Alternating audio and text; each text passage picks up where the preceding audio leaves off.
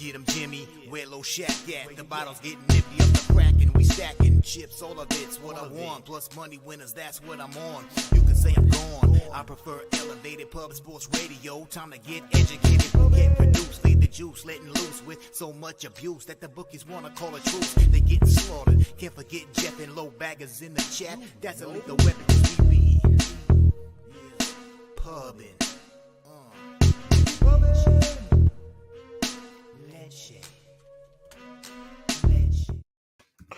What up, cappers, gamblers, punters, hustlers, low baggers? Happy Wednesday, September 21st to all of you.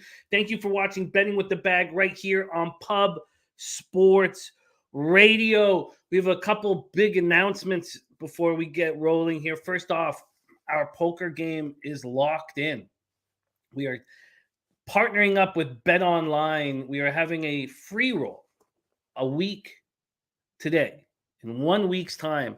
It's Wednesday, September 20th at 9 p.m. Eastern. And there is Slaughter's putting up $500 for the top five.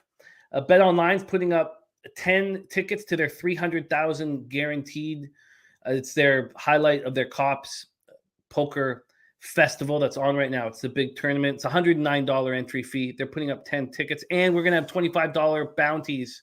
So we're going to get all that bounties on the Pub Sports Radio guys. So we're going to have all that information out to you, but I just want you guys to keep it in your head right now. We have a nice 100% bonus sign up as well.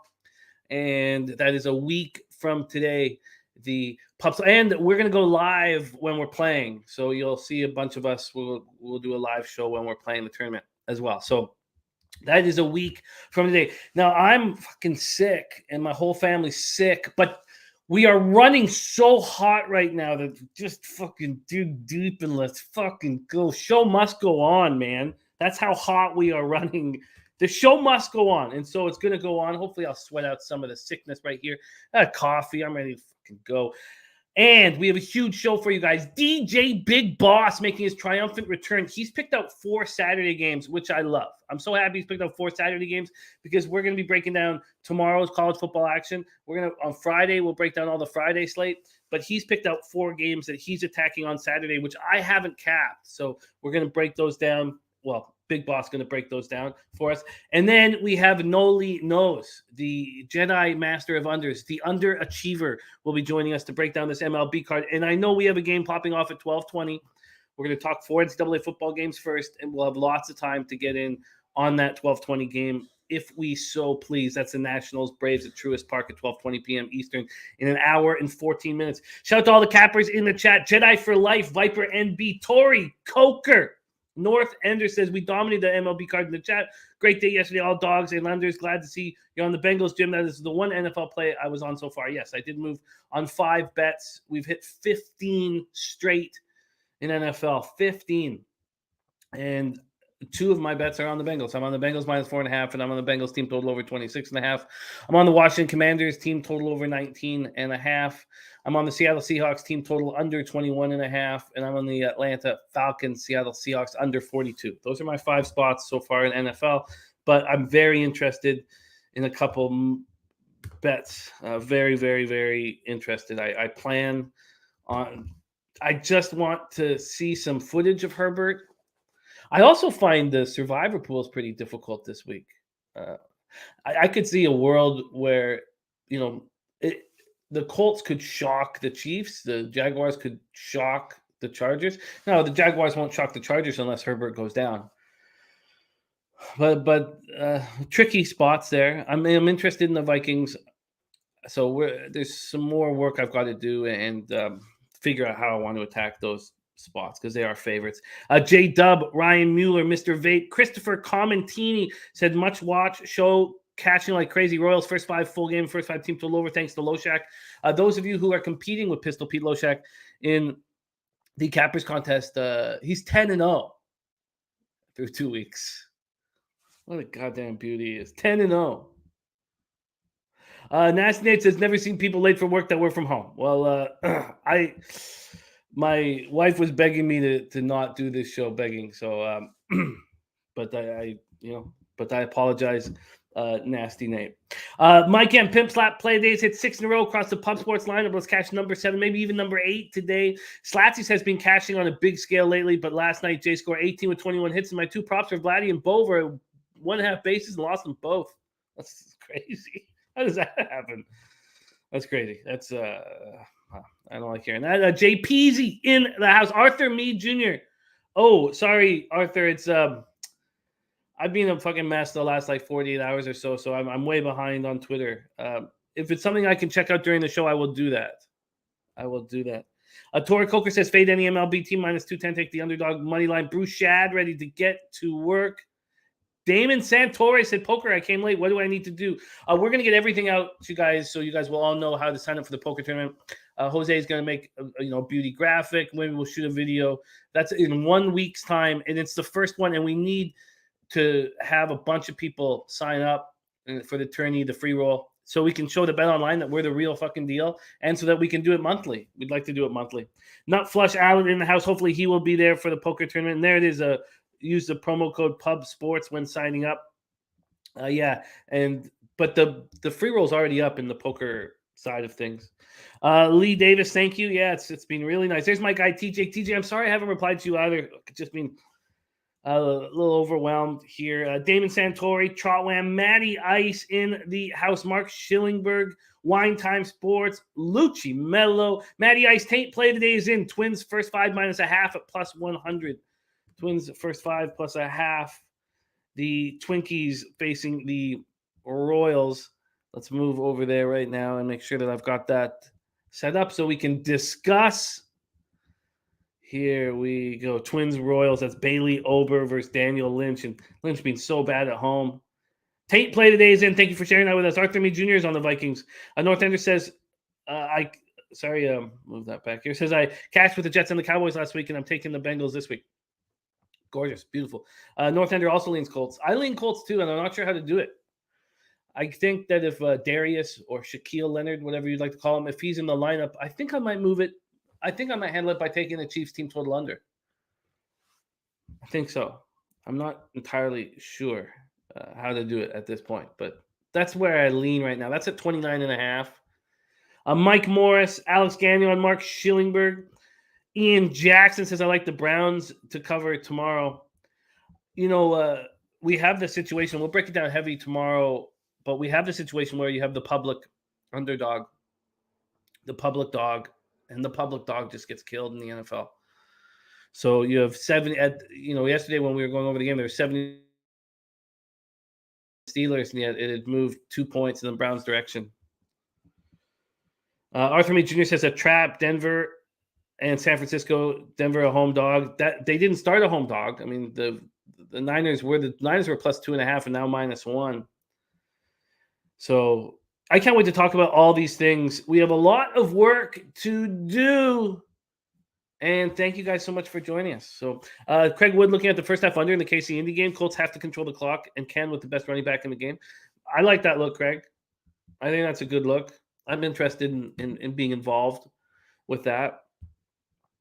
I am. I'm interested in the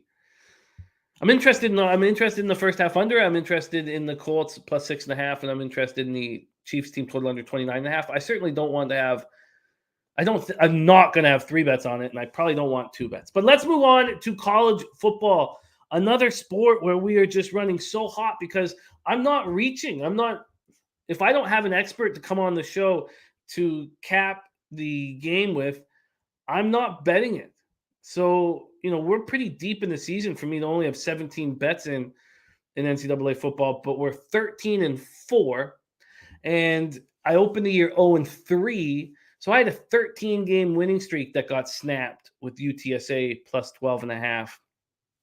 And I'm excited to have our next guest, a great friend of the show, Arthur Meade Jr. Thank you so much. So thank you for all your help and wonderful show. Thank you, Arthur Meade Jr. We love you. Thank you for your support, my friend. Thank you. Means a ton. I'm very excited to bring on your next guest, a great friend of the show. If you haven't had the chance to meet your next guest, I can't wait till you do, because he's one of those people, and there's not many in the world, that just add to your life in every way, whether it be capping or just bringing light, man. The guy is just truly thankful for his friendship. And I love capping with him. And he's here to put money in our pockets first and foremost. That goes before friendship. Cash comes before friendship. Please welcome to the show from Long Beach, California, just down 2 blocks away from our MLB guest. Please welcome DJ Big Boss. What up, dog, Jimmy? Hey, I'm coming to you live from the early morning party right here on the Singles Cruise. I mean, it was amazing this morning. They had 7 different kind of coffees, muffins, donuts. Miss Betty make the cake. You know what I'm saying? Everything was nice and soft so you could chew and swallow and all that stuff. And guess what? Shout out to the medical staff, man. They came through with the shingle shots at the end. It was all good, man. We having a ball over here. This thing closed down at noon, so I'm trying to enjoy this, man. What's going on? It does seem like a nice morning for you over there. It seems like everybody's in high spirits. And your Notre Dame Fighting Irish won a football game. They won a football game. What a wild start to the year for your Notre Dame Fighting Irish. That is where we start off right now. Notre Dame Fighting Irish 1-2 at the North Carolina Tar Heels. 3-0. We had the Chapel Hill, North Carolina for this one. And nobody knows Notre Dame football like our DJ Big Boss does. This opened up as a pick'em, and then North Carolina started moving. The line started moving North Carolina's direction. It got up to -2.5. Got up to -2.5 yesterday night, and then it's come back down to 1.5. After it first moved back to 1.5, it jumped to 2 once again. But right now we are sitting with the Tar Heels -1.5 favorites. This total opened up at 58.5 and has dropped to 56.5. So let's go over and check out the cash flow for this one and see if it all correlates here. For this 3:30 start on Saturday. Notre Dame, where are you? Did I just pass you for the cash? God, I hate fucking looking for this.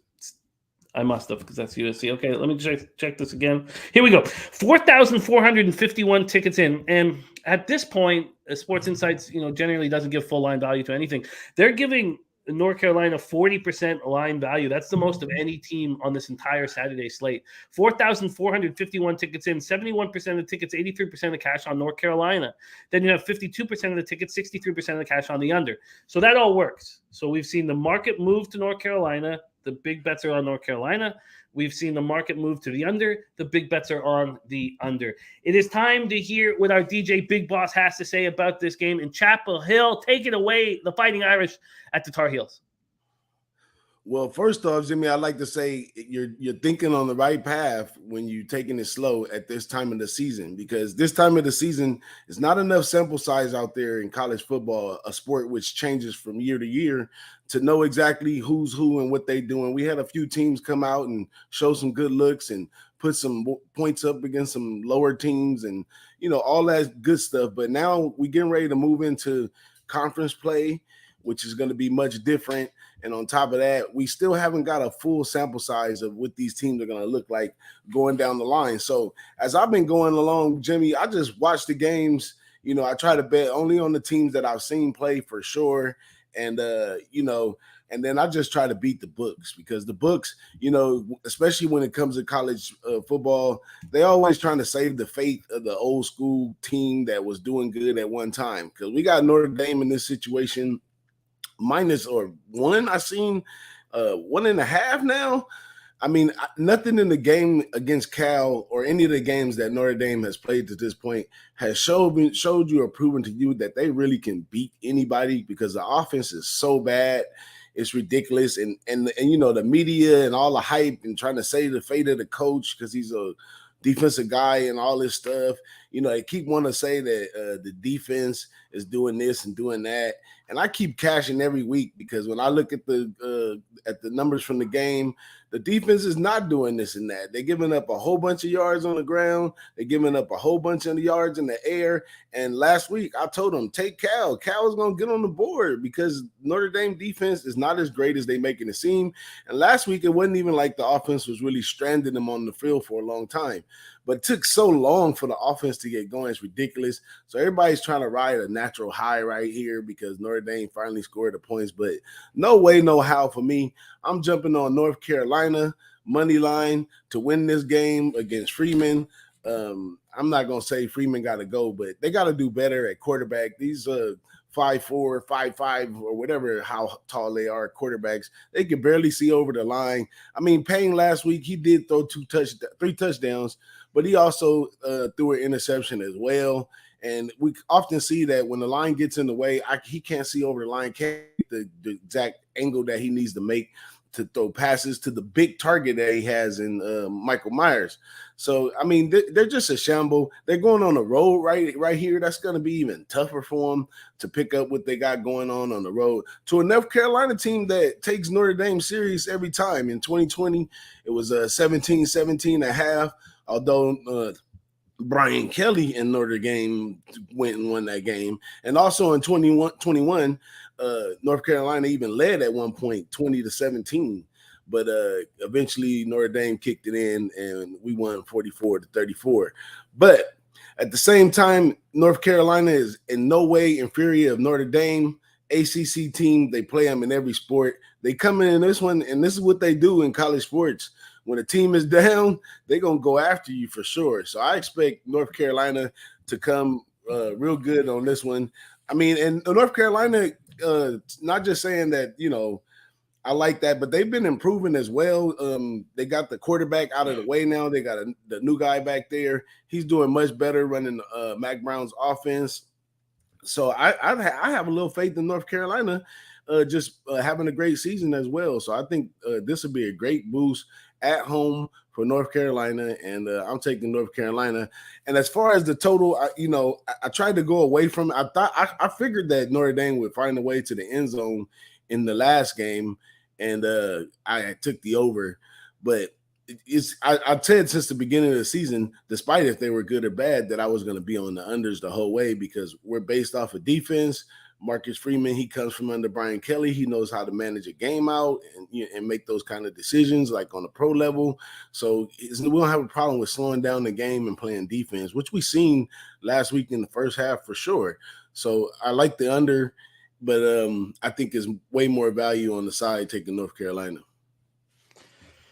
We always talk about how, defense travels. If you look at the stats of these two teams, I mean, you can't get much different than what we've seen. This team, North Carolina, put up 63 against App State. They averaged 51.3 points per game. Notre Dame averages 18.3 points per game. So I think, North Carolina is putting up 247.3 yards more a game than Notre Dame Fighting Irish. So I think is the crux of your breakdown that even though we read Notre Dame is allowing 21.3 points per game, but their defense allowing 351.7 yards per game is just not quite as good as these numbers make it out to be. And if that's the case, then who cares that defense travels? North Carolina's going to take care of business. Absolutely. Viper MB is also on North Carolina as well. That makes sense to me. This all makes sense to me. We locked Big Boss in. You got North Carolina money line at -120. That's available right now at Bookmaker. And I like this look. And I'm going to put some asterisks beside it. All right, let's keep rolling. Next up for DJ Big Boss, we head over to the Tulsa Golden Hurricane at the number 16 Ole Miss Rebels. Ole Miss Rebels 3-0, Tulsa 2-1 to start the year. We're in Oxford, Mississippi for this one. Tulsa has been tested really they lose to Wyoming in double overtime. They barely beat Northern Illinois. Not a very good start. And Ole Miss goes into Georgia Tech and beats them 42-0. They have not been tested. They soundly beat a Troy football team that is pretty good, but they have not been tested. Let's move over to the line history here in this one. Tulsa, Ole Miss. Let me just pull it up right here. This one pops off at 4 p.m. Tulsa, Ole Miss. Show your fucking. Okay, here we go. Sorry. Here we go. Tulsa, Ole Miss. Let's take a look at the line history here. We have Tulsa opening up as 20-point dogs. They've moved to 21-point dogs. From a total perspective, it opened up at 62.5 and has shot all the way up to 66. What a giant move. I'm going to pull up the cash flow as well, but let's get started here with your breakdown, Big Boss. Tulsa, Ole Miss. Okay, just like you said, first look I got at Tulsa was against Wyoming in that game. So I had a good eye on them, and I've been keeping my eye on the Lane train. I've been following the Lane train over here at Ole Miss. Upon this opening the season, people think this guy Lane is kind of a wacky guy, or he's a little unorthodox to say the least. But he has a big transfer portal turnover each year over there at Ole Miss, just kind of like put stuff together. We already know Lane Kiffin's offensive talents, but I'm gonna drop a jewel on the show right here because people are not paying big attention to Ole Miss defense this year. The defense was ridiculous. They only gave up 13 points for the year so far, and with an offense like Lane Kiffin and finally getting some defense, that's like Lincoln Riley getting defense. Once you reach that point, I mean, it's really kind of unstoppable, and they've been showing it, improving it. Look at the margins that they beat these teams by. We all know Lane has no problem running it up on anyone. That's something he's done in the past a lot. So I'm loving laying the 20 and taking Ole Miss in this one. And if you look at it, because the defense is so well, despite Lane runs it up and everything, these games have still been staying under the crazy totals. And this one opened up at a 62, jumped up to like a 65. I think is more cushion in there because I still don't see Tulsa scoring a whole lot in this game. I don't know, when you change clientele each year like that with the transfer portal, so it's kind of hard for them to prepare for different guys and different spots. And it's almost like seeing a brand new team every year. And this is a brand new Ole Miss. They're 3-0 for the year. Under Lane Kiffin not at Ole Miss, but under Lane Kiffin, they're 5-1 straight up and ATS in non-conference play right here. So this is the last non-conference, that even to make more sense for all those people who love the SEC out there. This is the last non-conference game for this team. That's their quality SEC team. They're playing a much lower opponent right here with Tulsa from the AAC. So this is the last time for them to put the smash down for the SEC. And I think Lane runs off with this one like 42-10 or something like that. And they cover that 20 points easily. Or it's 21.5 now. I take that too. This one's a little different with the market, studying the market here. Sports Insights has given Tulsa 20% line value at this point. So there's 3,757 tickets in, 13% of the tickets and 28% of the cash on Tulsa. We are seeing reverse line movement there, although, the public is all over Ole Miss.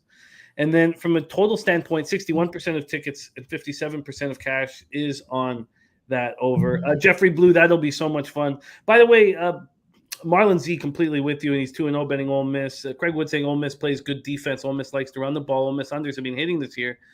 And what do you think of Big Ragu looking at the North Carolina team total under 28.5 in that Irish Tar Heel game, focusing on how high that number is? They held Ohio State to 21 on the road. What do you think of the team total under 28.5? I mean, if you believe that defense travels and that they're gonna go out there and actually play some defense in this one, I'm in agreement the under overall anyhow. And the only tool that Notre Dame has really is their defense, and it's not that great though. But silly as these games get at times, if Notre Dame slips in a touchdown or two somehow, or way or whatever, things could get into a back and forth or whatever on the offense.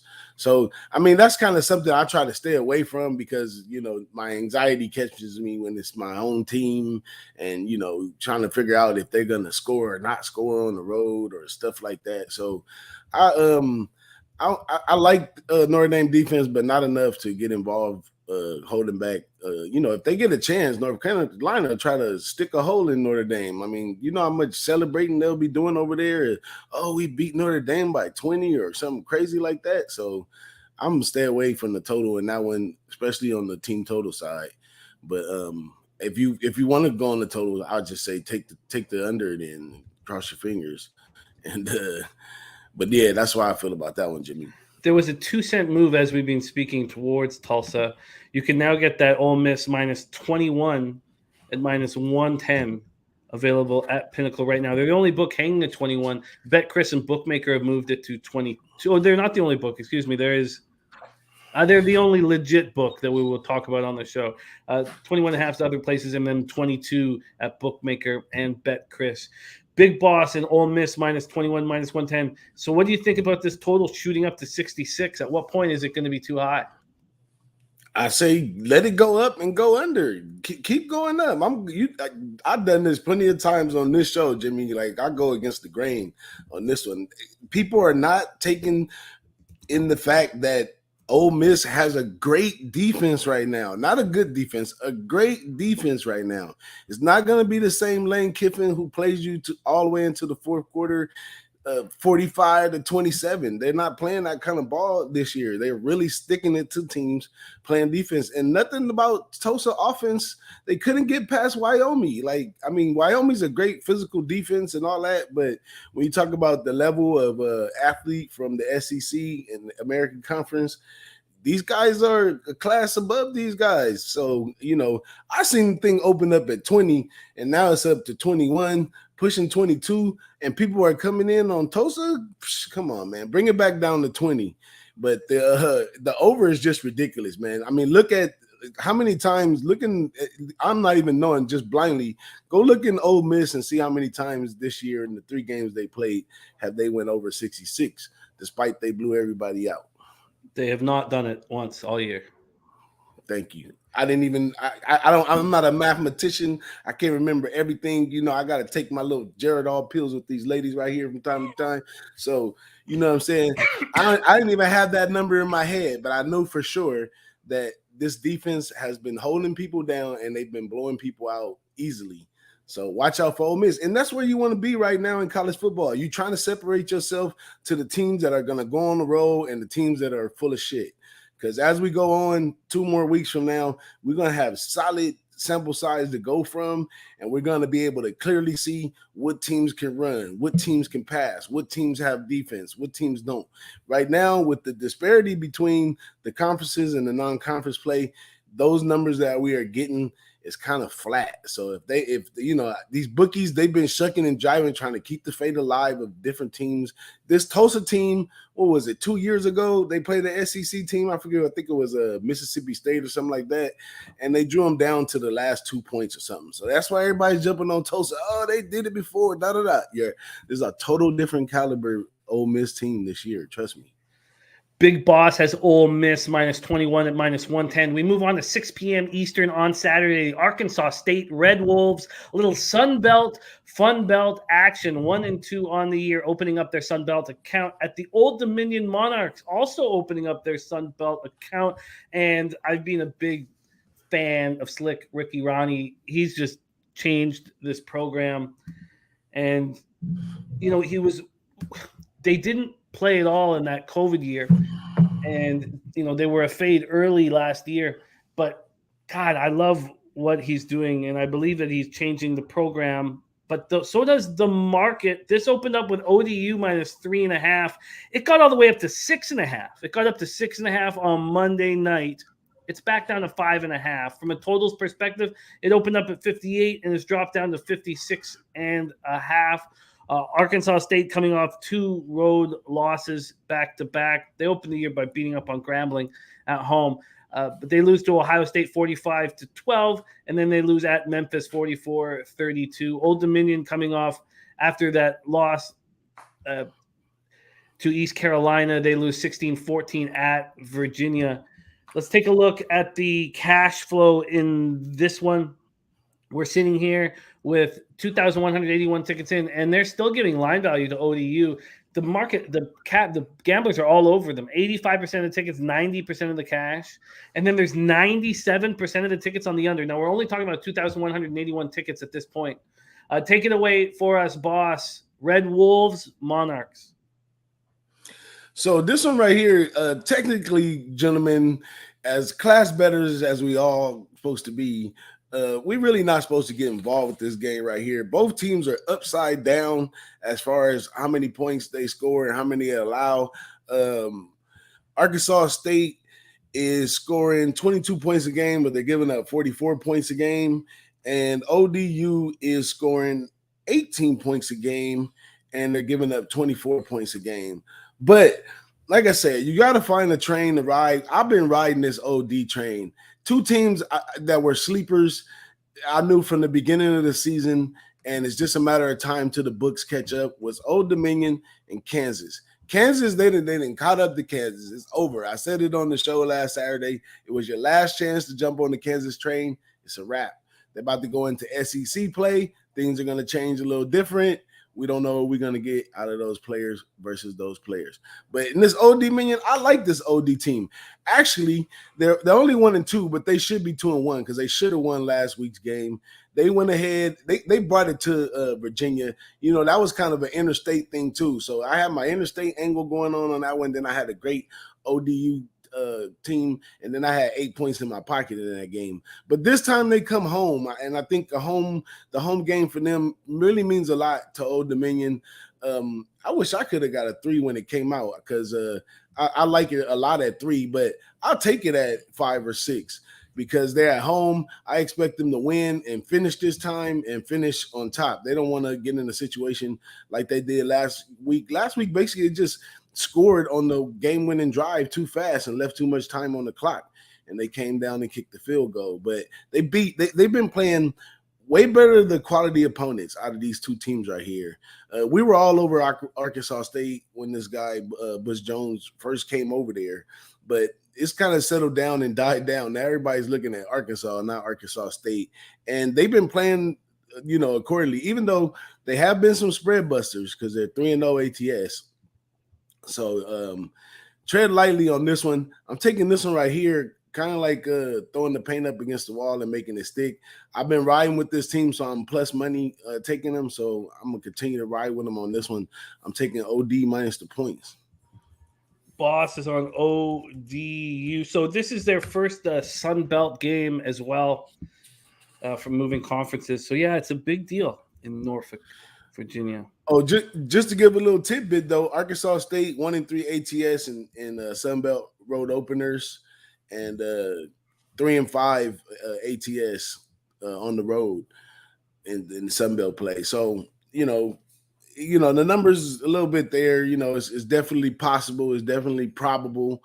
You know what I'm saying? We want to look at things that's more probable than possible.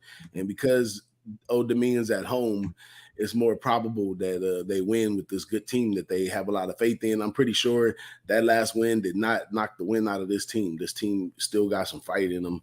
I also lean over in this one. I think the competition level, of defense is going down in this game, is going to give Old Dominion's offense a little bit chance because they really were supposed to be a lot more talented on offense. They had way more returners on offense than defense. But it looks as though this defense showed up to play. I mean, holding a team like Virginia, to as many points as they did, in a small victory, and then coming out with the win against who was it, Virginia Tech or West Virginia, I believe. Coming out with the win in that spot, that meant a lot too to this team. So, like I said, this is my least I would say favorite play to take, but I'm taking it because I've been following the OD train. They're at home, and sometimes I feel like I missed some of these spots last year where I should have just stood by my thing, just like I went across the grain with Notre Dame and took it over, and I know I should have stayed on the under. I said from the beginning of the season, This would be a team that I like a lot, that it was a sleeper. The bookies would undervalue. That's what they've done so far. They get home, the bookie undervalues them at 3, and the public takes it up to 6. Let's go, ODU.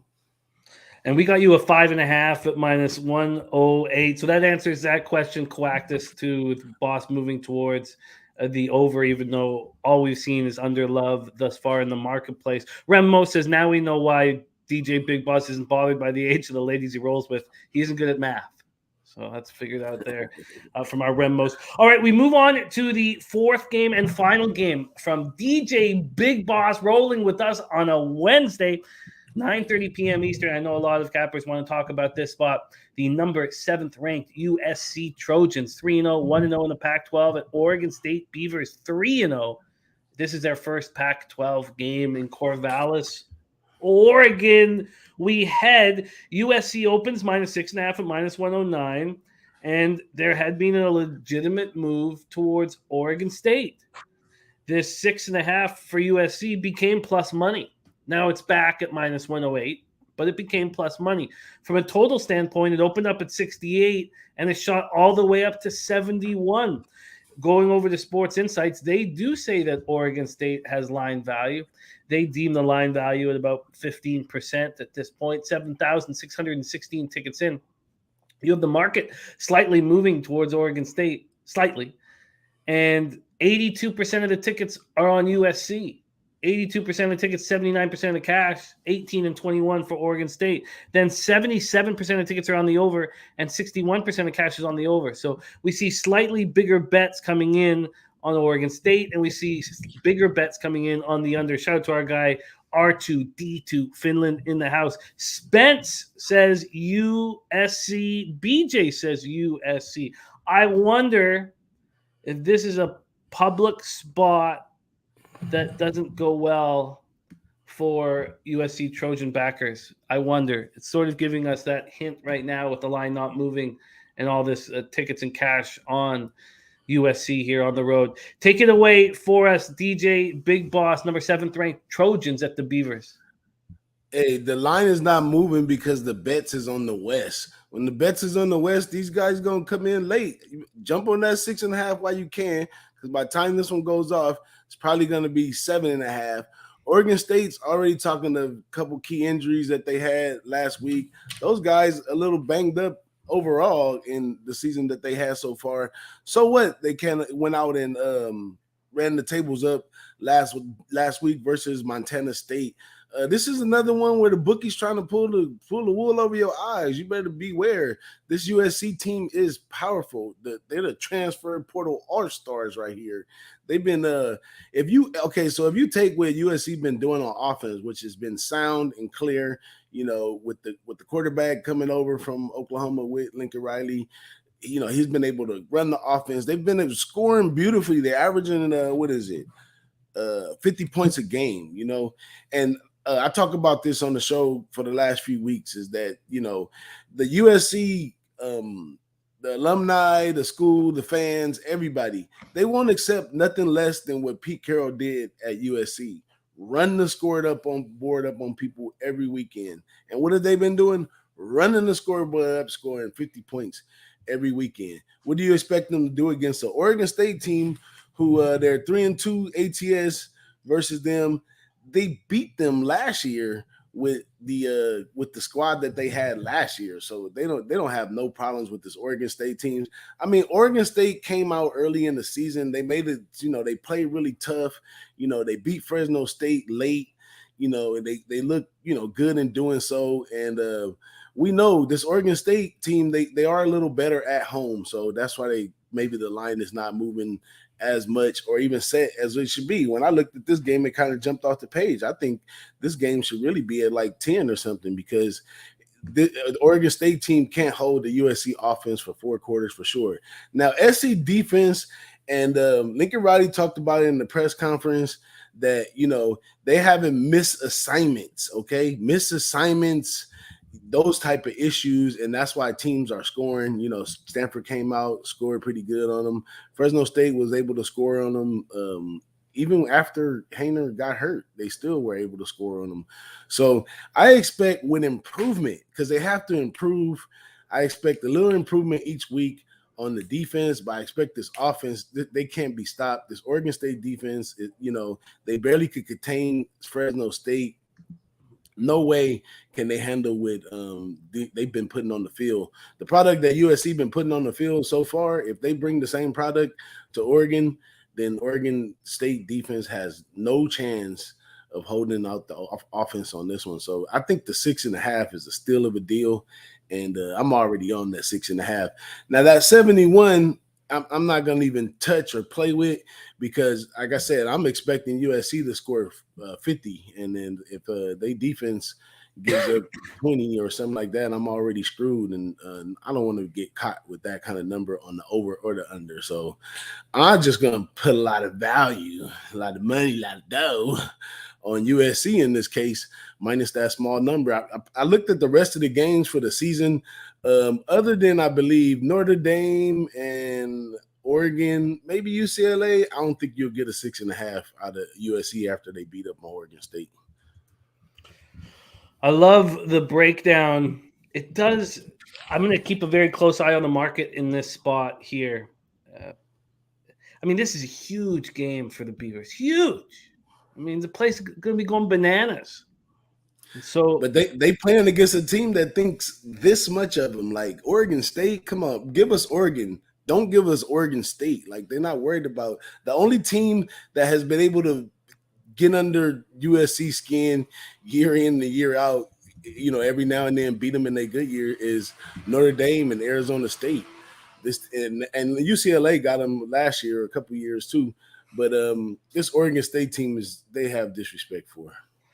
Nutflush Allen says, telling you, Jimmy, I've talked with a little birdie. USC locker room is on a mission.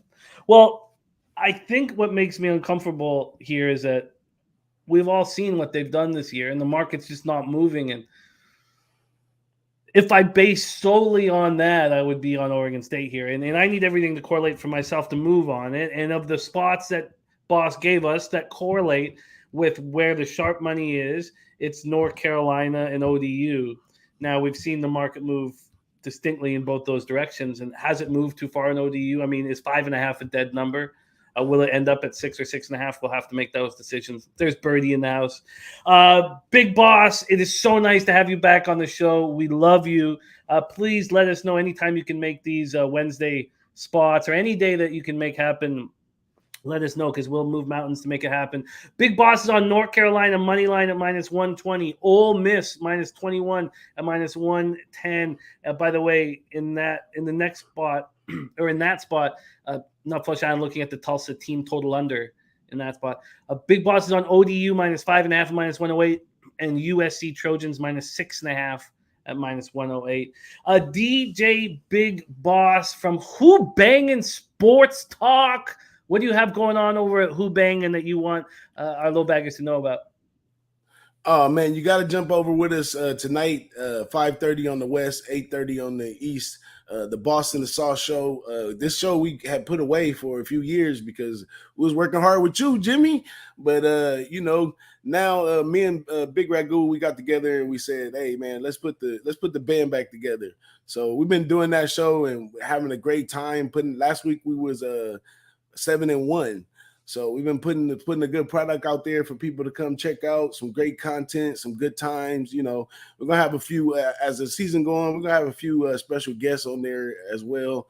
But we're doing that on Wednesdays, and then on Sundays, got to check us out on Sundays at the perfect time of the day, right? Because you might as well not even watch these NFL games for the first half because all the action goes down late in the third and early in the fourth. So right around the top of the fourth quarter, we come on at 3:30 on the East, 12:30 on the West.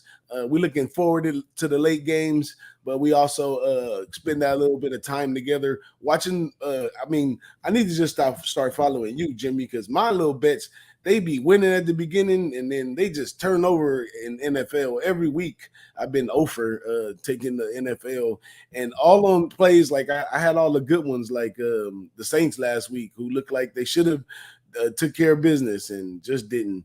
But yeah, we're gonna be talking a little NFL, what people got on the late games. I love for you to stop by, Jimmy. It's just a little 5-minute spot. Anybody out there you want to get on and share your good times or how mad you are at a team or whatever, we give you 5 minutes. We line everybody up. They come in, they get their tidbits, and we just keep it moving. Just for the vibes, nothing major. We're not on there like really putting out a whole bunch of picks and stuff like that. We're more discussing over, I'm with Dummy Gun on that show. And Dummy Gun, he breaks all the trends and everything down and give all kinds of stuff. So we're giving a lot of insight. We're coming up with some picks on there, and we're just enjoying NFL, which is something that all of us hold dear with us. If you've been watching football or sports betting, you've been doing this NFL thing for a long time. So that's why we can't get a lot of people on the show, because they have their rituals. Like, oh man, I go to my cousin's house and da da da. But yeah, man. But who we do last week we had Jay Money, Skeet Profit, OG Wham. We had some great talent show up, and we had some good times. So check us out on Sundays with that one. Oh, I love it. DJ Big Boss in the house. DJ, can you do me a favor? We're moving on to MLB, and our special guest is 2 blocks away from you? 2 blocks? 2 blocks away from him. Can you please introduce the Jedi Master of Unders, your Long Beach homie? Could you please introduce our baseball guest? Oh, man, you want my neighbor to come out right here? Hey, as a matter of fact, Nolly knows I got your flask over here. I got your headset over here. You know what I'm saying? Stop by and holler at your boy, man. But I bring to y'all one of the greatest underbettors, one of the top tier. I mean, this guy is like top 5 in my book of cappers to know and have around you. I mean, many people will probably never get the chance, but if you really sit down and have some conversations about sports and detail and stuff, this the guy right here, man. This guy, one of the greatest cappers I know. Nolly knows from Long Beach. Let's go, Nolly. Man, thanks a lot, man. I appreciate it. Yeah, I saw you drinking out of it, man. That thing was full. That thing was full. I don't know. Hey, but no, I appreciate the kind words, man. Always good to hang out with Big Chinga over here. Oh, yeah, absolutely. We love you, DJ Big Boss. Everybody, check out Who Bangin' Sports Talk and our guy, DJ Big Boss. And thank you for rolling with us, boss, my man. I'm out.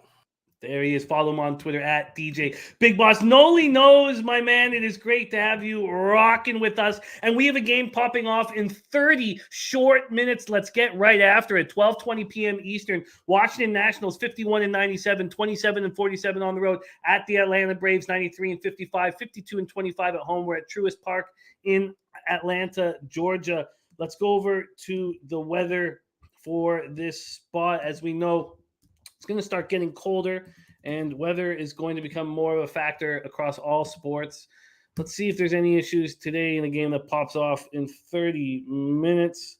We have 85 Fahrenheit. It's gorgeous in Atlanta. Gets up to 88, and wind is a non-issue. 1.9 to 2.2 winds. It's just a beautiful day over there. Let's take a look at the line history in this Nats Braves spot. Again, this one pops off in 30 minutes.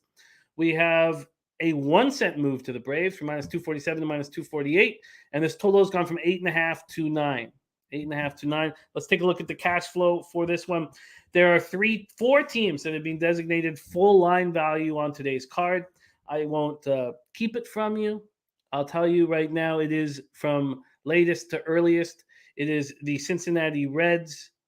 I guess this isn't latest to earliest. Sorry, my bad. Texas Rangers, Miami Marlins, and your Washington Nationals. 7,351 tickets in. 20% of the tickets, 37% of the cash on the Nationals and Paulo Espino. 17% of the tickets and 62% of cash on the under. But it's jumped up to 9. When we've seen this this is wild. So 83% of the tickets are on the over. I mean, the public all over the over, but the big bet's coming in on the under. And it seems like the market not respecting those big bets.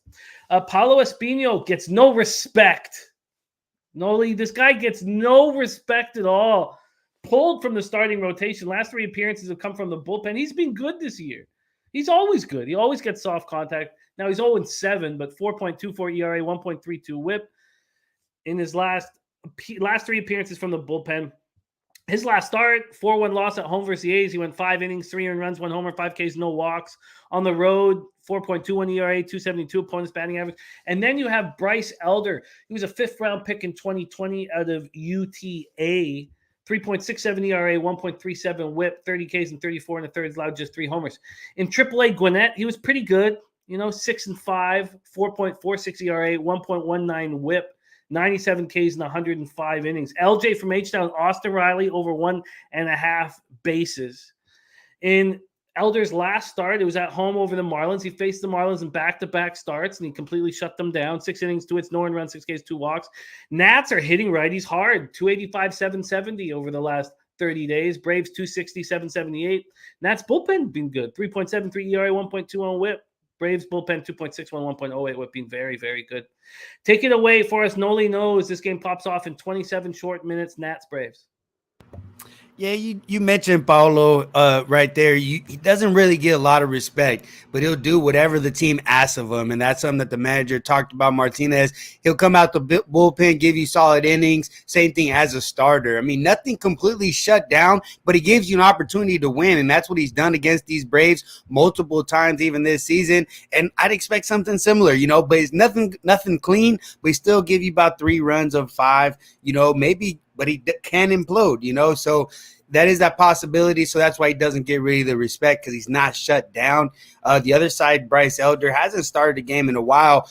They bring him up here last time out facing the Marlins, did a solid job there. But a guy, with kind of back of the end rotation stuff.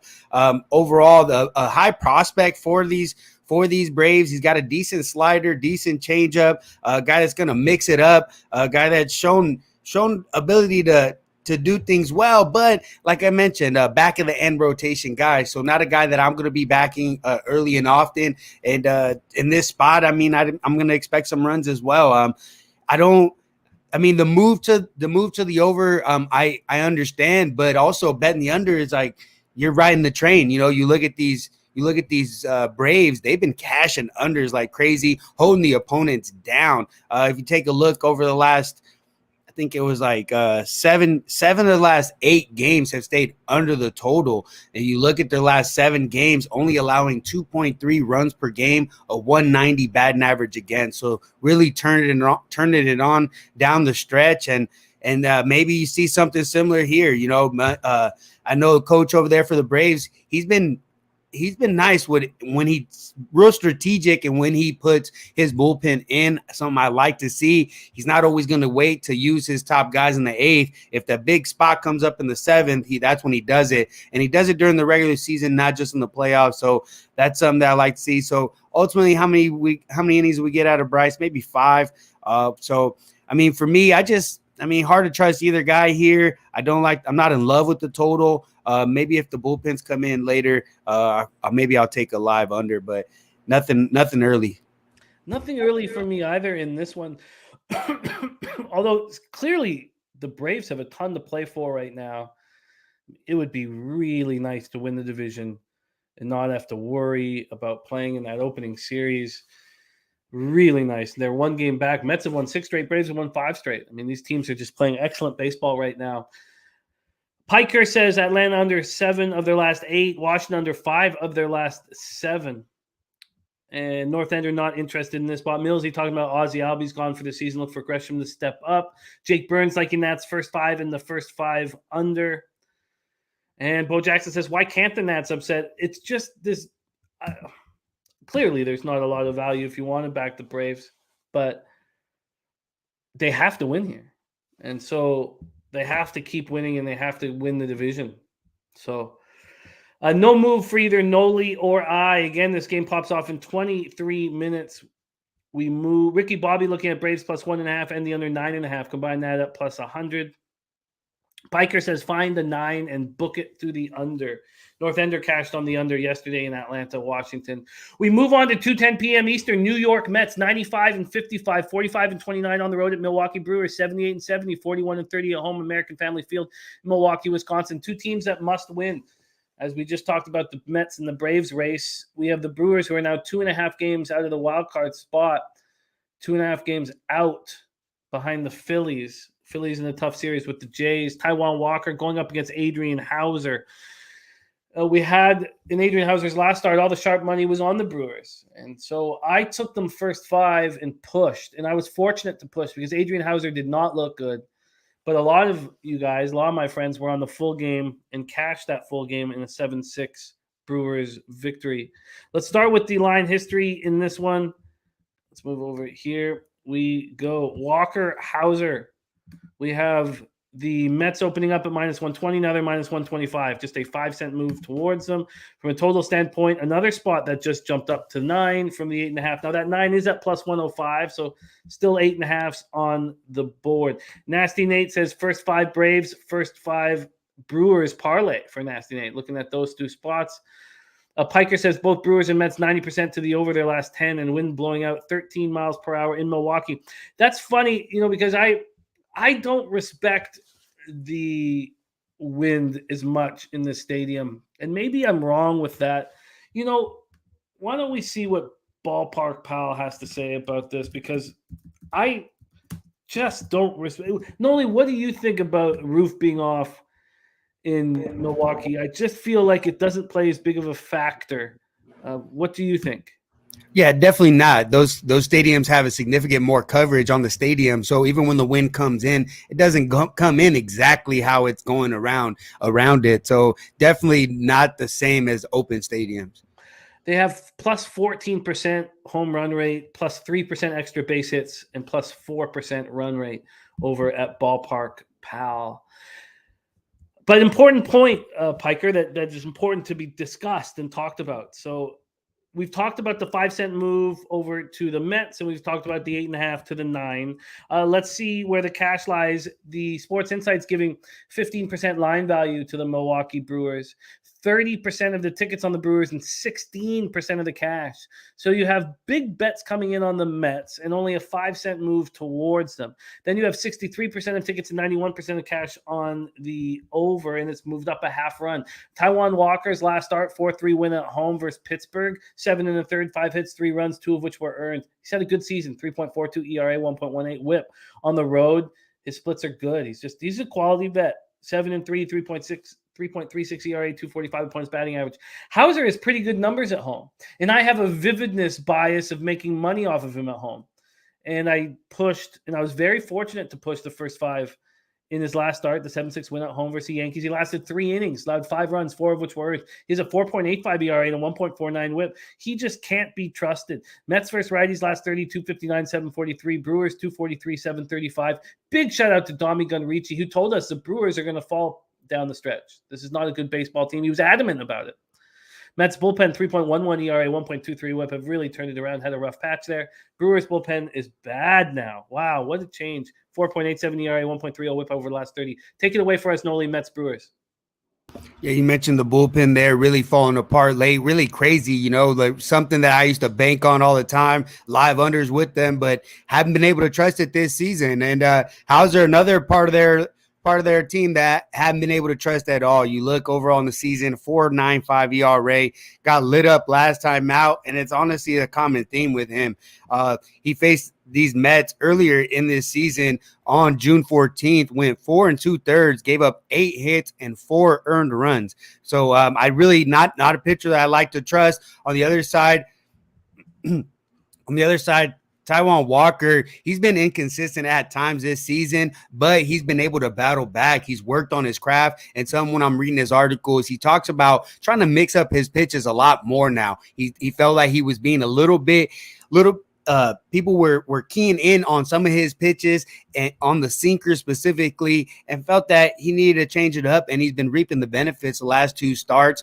And if we look at his day starts, for some reason he's felt a little bit more comfortable during the day, something that really haven't seen throughout his career. Maybe now getting up in age, maybe he sees a little bit better during the day. I know I have that problem, but 10 games started during the day, 1.23 ERA. He's got 60 strikeouts and 65 and 2/3 inning, allowing just a 190 batting average against. So a decent sample size there. And you've seen he's been able to pitch better here. And I'd expect another solid performance here out of Walker. I took the first 5 money line on the Mets. I see the advantage with the Mets here down the stretch. They're playing really much better baseball. They're hitting a lot better, a lot more consistent. And Walker's been a lot more consistent on the season. So I took a shot on the first 5 money line. I like that look. I like that look a lot. A great friend of the show and a man that makes us all better, Ron Crawford, says, wife's having tests this morning. Need prayers, please. Let's all take some time. And sorry, I missed that with the capping. So thank you for letting me know, Jose. Ron, we have so much love for you. And, you're part of our family. So sending as much love and positivity and light and prayers to your wife. And thinking about you very, very much, and love you very, very much. Look at these numbers against Walker. I mean, this squad's barely seen him as well, which is a surprise. And then the Mets smash Hauser. Yeah, I mean, there's small sample sizes, but yeah, when you look at the numbers, 27 at-bats against Walker, just 5 hits, and just 2 doubles and 0 home runs. So only 2 extra base hits. On the other side against Hauser, Hauser has given up 3 doubles, a triple, and a home run in the short sample size, 13 of 36, 361 batting average for the Mets against them. So like I said, small size, but you see the difference there. So every single angle here, there's an advantage for the New York Mets. The betting public is all over them. I guess not as much. Oh, no, that was probably, yes, all over them, 70 and 84%. Big bets are coming in on them. So why has there only been a 5-cent move towards them? Why? I mean, that doesn't. Can you see the other side of the equation? I mean, anybody could win a baseball game at any time, but I don't know. I'd rather not even hear that stuff, Jimmy. Like, don't even tell me that, man. No, but I think ultimately my question is more so back at you. When you see this, what typically would happen? Is that something that you see that you keep track of? Like, what would happen in this case? Yeah, the books are showing no concern with all of this money on the New York Mets. Mike M says it looks for him the line opened up at -135, it's now -125. Let's just look at a couple other books. So yeah, so when this happens, I do not want to be involved, even though and this is the change in my baseball capping this year from prior years, is every angle the Mets have an advantage, and especially with the daytime and everything you broke down here. But I want the books to be nervous, and they're not. So let's see, Bet365. They've moved the Mets 5. It was 10 cents, but it's come back, so 5 cents. Let's check Bookmaker. Bookmakers moved them 1 cent. Heritage has moved them 6 cents. I just don't understand why. Let's see what Will Hill's done. Will Hill has moved them 5 cents. I like to see fear in the books. And when I see fear, I think, oh, that's the right side, and I attack it. And I'm not seeing it here. What up, Sanka? It's great to see you. Joe Yerger says Brewers are good at home. Not like they were. I mean, they're 11 games over 500 at home, and the Mets are 16 games over 500 on the road. It's going to be enough to keep me off of the game. But I'm going to lock you in here for the Mets first 5. And I completely get why you are on it. Let's move over to first 5 and do some quick line shopping for Nolly knows. The best I can find is -130, but they're not showing Pinnacle. So let me just pull up Pinnacle first 5 here. What did you get when you moved on it, Nolly? Yeah, I got 130, so that works for me. Okay, let's grab Pinnacle up here. Here we go. Get Pinnacle. We'll just do a quick line shop at Pinnacle, and then we will move on. Johnny K says kind of like a Brewers. Joe Yerger says Brewers in the playoff race too and trying to avoid a sweep. Maybe that's it. Maybe it's that whole sweep stigma. first five here for Penny is minus 130 as well. So let's stop looking. Nolly is in. Nolly on a side. Some of the things that I do track. Nolly on a side is very profitable because he's focuses so much energy on totals. All right, Nolly's locked in. Mets first five minus 130. We move on. Those are the two afternoon spots, and good luck to all of you who are making moves on them. We move to 6:40 p.m. Eastern, and I have not had enough screen time with my producer, Jose Bouquet. He was at Fenway watching his baseball team struggle mightily, but they did pick up a win. They beat the juggernaut Kansas City Royals 2-1, and I would like to hear his thoughts on this Connor Seabold, Chase Anderson situation. Please welcome Jose Zenyatta, Lamb Chop, One Whole Bouquet. Jose, how are you? I'm tired because Tuesday, Wednesdays are always the tough days for me, but we ride on. We get to see the Connor Seabold experience today. Yes, 2017 third round pick out of Cal State Fullerton. He's an interesting guy, and I can't wait to hear your breakdown of him. Let's quickly do the weather and the line history in the cash, and then we will move on. It's hot in Cincy, 92 Fahrenheit at first pitch, 9.2 miles per hour to left. The wind does die down to 5.8. Then we'll go over to the line history in this one, Seabold, Anderson, and we have a 1 cent, 2 cent move to the Red Sox. 2 cent move to the Red Sox, and this total, though, is shot up. It opened up at 9.5 this morning at 8:03. In 37 minutes, it moved to 10. An hour and 3 minutes after that, it moved to 10.5, which is where it stands right now. So it's gone up a full run. Take a look at the cash flow in this one.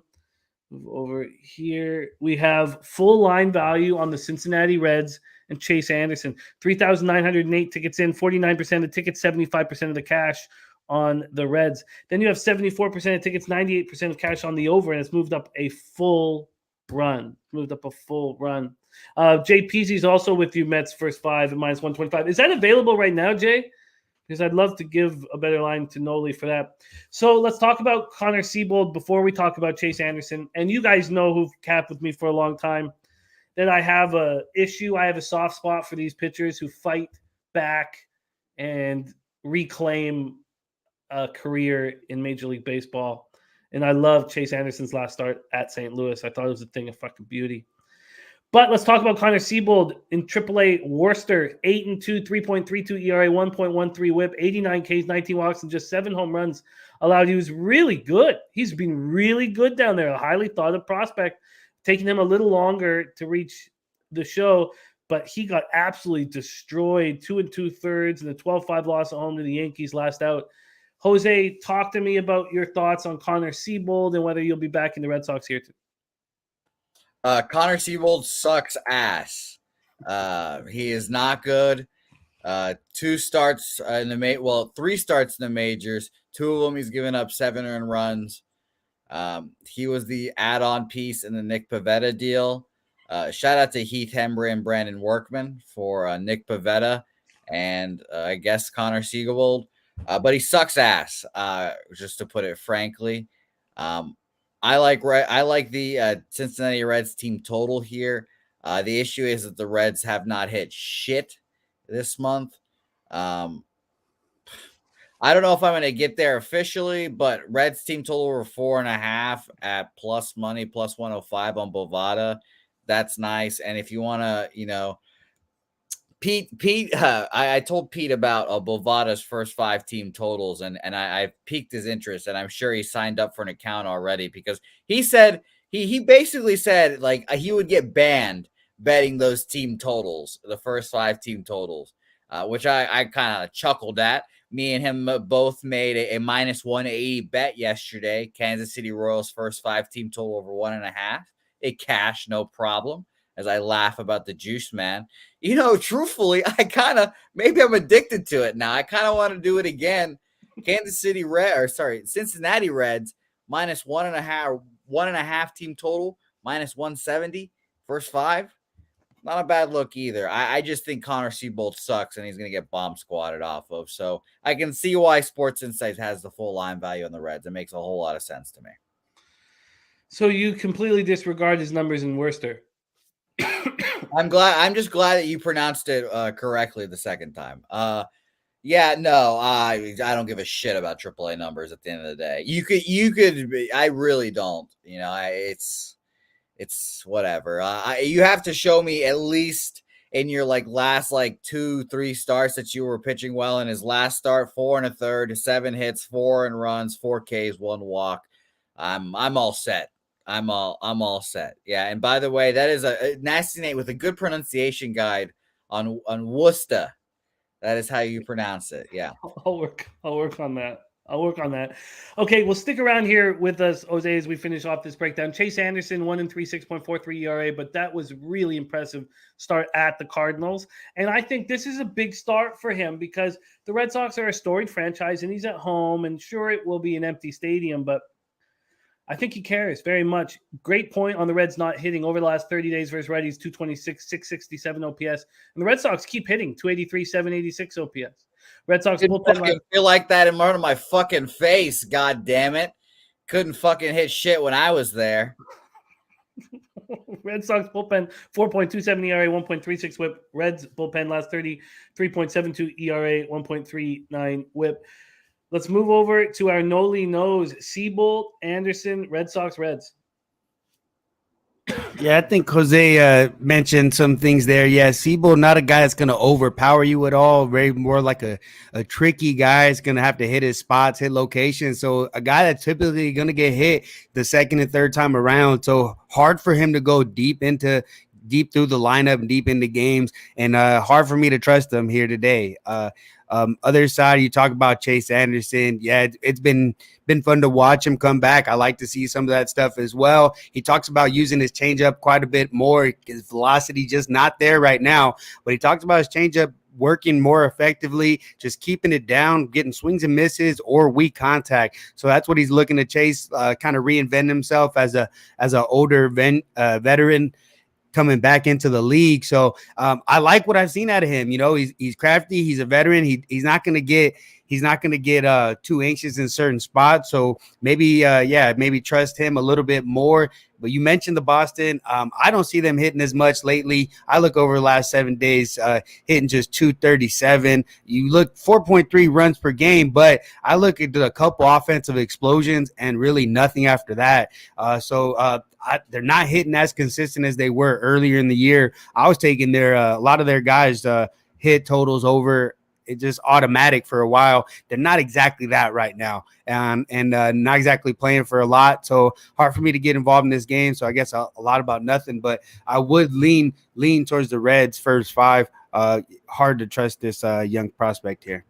It's just they folded. They've already given up.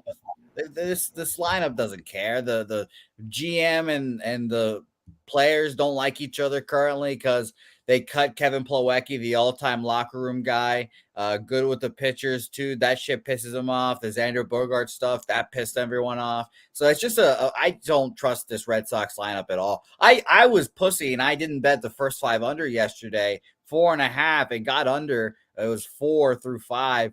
And I think it stayed under for the full game. I don't even remember, but this lineup is.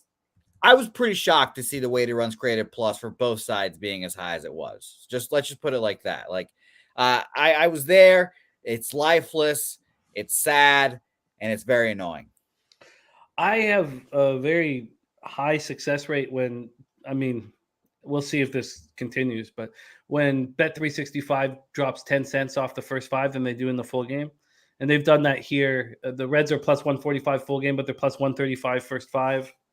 The big bets have come in on the Reds. I am starting my card today on the Reds first 5 at plus 135, and we'll see how Chase fires for me, but I like it.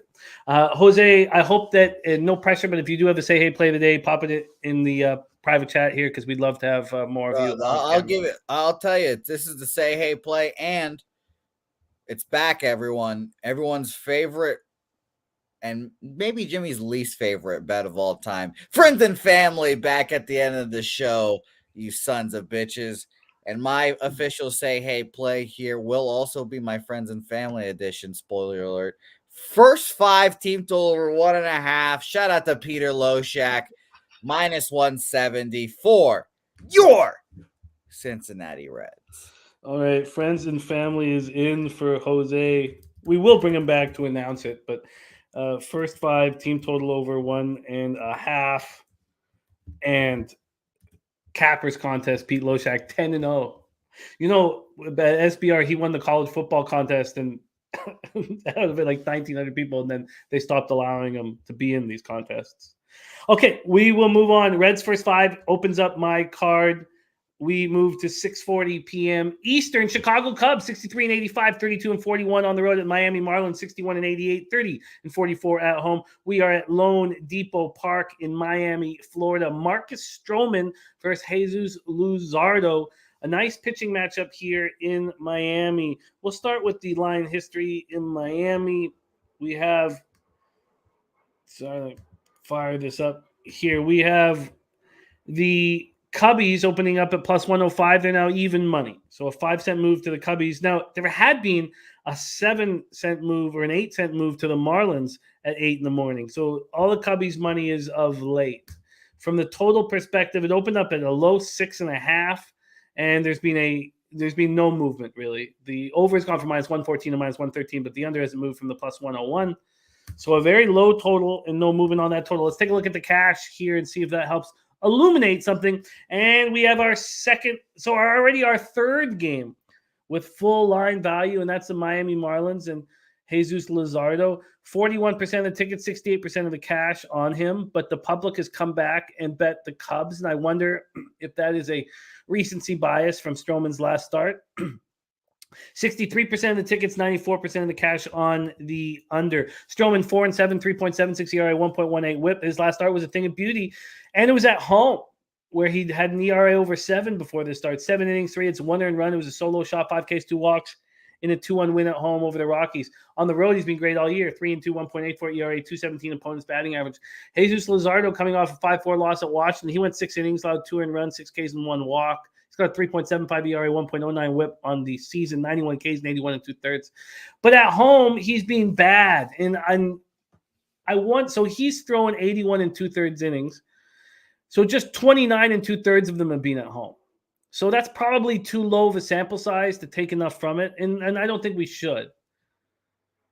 But he's got a 5.76 ERA, 2.69 opponent's batting average at home. Cubs versus lefties last 30, 241, 638. Marlins versus righties, 225, 630. I mean, that's why the number is where it's at. Cubs bullpen, 5.35 ERA, 1.44 WHIP. I still would be uncomfortable taking the under 6.5 because of the bullpens being so bad. The first 5 is where I would focus if I was going to move on that.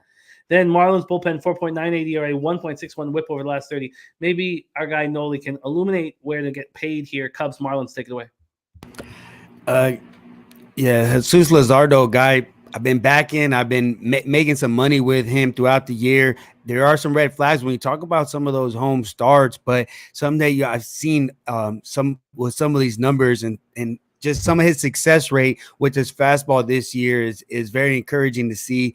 Some of his numbers last season getting hit at like a 330 number, 340. Some of those numbers against a fastball down to 264, against a sinker just a 209. So there's encouraging signs from a lot of his pitches, getting a lot more swings and misses as well. Just got to work on the command, continuing to work on that. And the thing, what I see here, I understand his issues at home, but going against the Chicago Cubs really not hitting the ball. You look at the last 7 days, only averaging 3 runs a game, just a 214 batting average. Some that I focused on quite a bit. The Cubs second half of the season as well. They are 31-18 to the under, 63.3%. Just a big part of that, not hitting the ball. Other side, you talked about Stroman a bit. Stroman a bit inconsistent. Has pitched a lot better on the road. Had a dominant performance last time in Chicago, going 7 innings, giving up just 1 earned run. And he's pitched well against these Marlins, albeit last year, but a 2.55 ERA in 4 starts against these Marlins. Under coming in 3-1 in those games. So I expect Marcus Stroman to show up here. A guy that doesn't always show up, but when he sees an opponent that a worthy opponent, he definitely wants to match him, and that's something that you've seen throughout the whole entire season this year. A guy that's looked really good last time out. I expect him to go deep into the game, maybe go give me 7 innings. Luzardo give you another 6. I didn't want to mess with the first 5. I ended up biting on the full game. I took the under 6.5. And the reason I go full game is because also I understand the bullpen concerns, but I also know the hitting concerns. So if they hit early, I expect them not to hit late. And so just give me the 9 inning span over instead of the 5. Yeah, I get it.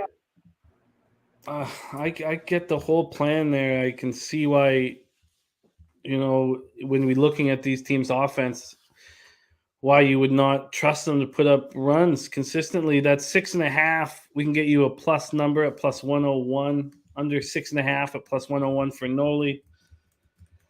If I gave you a free $500 bet on the side here, who would you take? That's a tough one. But I think I trust Luzardo a little bit more, so maybe lean towards the Marlins. I think so too. There's my guy Roger that in the house. I think so too. I feel like the sharp money's on the Marlins, for a reason, and I just their bullpen has been so bad of late, and it wasn't a bullpen I thought was going to be terrible, and they're favorites. So I guess I'll just stay off at this point. But cheer on your under 6.5 at plus 101. I guess I just have to stay off, and I will. Nolly's on the under 6.5 at plus 101. We ride on 6:40 p.m. Eastern. Houston Astros now 98-51, 48-28 on the road at the Tampa Bay Rays, 82-66, 49-27 at home. We're at Tropicana Field in St. Petersburg, Florida. Lance McCullers is going up against Corey Kluber. Let's see what we are dealing with here in this one. Possible playoff matchup moving forward. We have a 3-cent or 4-cent move to the Tampa Bay Rays, and this total has gone 7 cents to the over. 7 cents to the over at 7. See if the cash is correlated with that one. Here we go. We have 6,342 tickets in. 41% of the tickets, 43% of the cash on the Rays, and then 35% of tickets, 68% of cash on the under. So that doesn't make a ton of sense. McCullers 2.34 ERA, 1.27 WHIP in the 34 innings he's thrown since returning to the league, but 37 Ks, 19 walks. That's not the kind of K-walk ratio he would like, but he's pitched well. Last start, 5-2 win at home over Oakland, 6 innings, 2 hits, 2 earned runs, 11 Ks, 4 walks. That's his first double-digit K, at least I believe it's his first double-digit K since he came back. Corey Kluber, 10-9, 4.44 ERA, 1.19 WHIP, 128 Ks and 148 innings. In his last start, 4 earned runs and 5 2/3. It was a 4-3 loss at home versus the Rangers. I did cash the under 7.5. I went 7-2-1 on Friday, and I cashed a couple of these unders that were at 7.5, and I went full game. And I was thinking of Nolly when I did it, and it was beautiful. This one ended 4-3 loss at home, even though Kluber got touched. I don't trust Kluber right now, but he's been better at home than he's been on the road. 7-3, 3.92 ERA, 258 opponent's batting average. Astros versus righties last 30 days, 234, 714 OPS. Rays versus righties, 248, 711 OPS. So the Astros aren't hitting very hard against righties. They're destroying lefties. But the Astros bullpen is once again the best in the league. Over the last 30 days, 1.38 ERA. 0.85 WHIP. Rays bullpen being good all year. 2.83 ERA, 1.05 WHIP. Take it away for us, Nolly. Astros Rays. Yeah, Lance McCullers looked good all year. Well, since coming back for most of his starts, has been pretty dominant. But am I going to expect him to do that every single time? Kind of hard. He is a big-time pitcher. The one thing I do see is the Astros, man, they just continue to roll. More profitable bet I mentioned when I was with Dami Gun, been Astros in the under. You've been taking that most of the year. You're very profitable. You saw it again last night. Total at 6, and they win 5-0. You've seen that all year long. Just a great ability to pitch. Have shut down these Tampa Bay Rays back-to-back games. Can they do it again? I think that's a difficult task against any team, and so it's hard to expect that again here against Tampa Bay. Albeit Tampa Bay really hasn't been hitting for a while, so maybe a decent start, but I think Tampa Bay gets a few runs, and I think the few runs come on the other side for Kluber. Kluber, I've backed him. I've been able to back him at certain times this season. He's looked really good at times, especially like against the Yankees. It was like almost automatic. He gets lit up against the Yankees and then lit up last time out, and just really not giving up walks. He hasn't walked anybody in like 5 starts, but getting hit, and hit consistently. So hard for me to trust him here in this spot. I was kind of surprised to see the number at 7. So I think I think a little over money. Not there yet for me, but I lean towards the over. And I think we would want to hammer the first 5 rather than the full game because these bullpens are elite. Do you agree with that? Yeah, but at times, if these guys are pitching well, and they're pitching into the 6th inning, and that's the time that they give up some runs, You saw yesterday in the Dodger game, both pitchers were pitching well through 5, and then the 6th inning, they each gave up 2 runs. So that's a potential for that as well. So, no, that's a good point. Right now, with this total, we have 35% of tickets on the under, but 68% of the cash. So the public is on the over, but the big bets are on the under. Not enough correlation for me to pull the trigger, and I won't. But if I had a free bet, I would lean. You know what? What's the point of talking about a free bet here? I'm not willing to put my money on something that doesn't correlate. So who cares what I would do here with a free bet? So let's keep rolling. Andrew G saying, is R2D2 here? Yeah, R2D2 here. Was here earlier, and man, even Pete sent me a message about how spectacular R2D2 Finland is. So love him. We all work together here. Nuflashan says here, and I highlighted it in the chat. He says, Jimmy, with myself being a team total capper, we know in MLB hitting takes 110% effort. These bottom basement teams will have a lack of effort. It only takes a loss of a split second to lack offense. Okay, so let's move on to the Toronto Blue Jays. How will they follow up 18-11 win yesterday? I know I don't talk about what happened yesterday, but it was a pretty wild situation. 6:45 p.m. Eastern, now 20 games over 500 and certainly moving in the right direction in the second half. Blue Jays 41-32 on the road as well. Going up against the Phillies 80-67, 44-32 at home. Citizens Bank Park in Philadelphia, Pennsylvania. I can't wait, Nolly, to hear your breakdown of Kevin Gausman because I have developed legitimate concerns of him, and I was so high on him. And I was betting him blindly every start, and it was working. Then he had the start where his velocity was down, and I haven't bet him since. And I don't know what to make of him right now. Let's talk about the line history and the weather and all that good stuff. And we have Wheeler returning from injury. So a lot of moving parts in this game. 81 Fahrenheit in Philly, 7.8 miles per hour out to right center, dies down to 7.3 miles per hour. Let's move over to the line history here. A 1 cent move to the Phillies. From a total perspective, it opened up at 8, is now at 8.5. We look at the cash. We have 6,166 tickets in. 43% of the tickets, 63% of the cash is on Zach Wheeler. 82% of the tickets, 77% cash is on the over. Gausman, Wheeler. Gausman has been very good on the road all year long. 8-3, 2.45 ERA, 245 opponents batting average. Wonder if that's right. Sounds like it would be wild that they both do the same, but that's what it says. In his last start, he allowed 5 earned runs and an 11-0 loss at home to the Rays. He's been terrible at home all year. I don't know what to make of him anymore. Now we have Zach Wheeler. He was on the 15-day IL. He had right forearm tendinitis.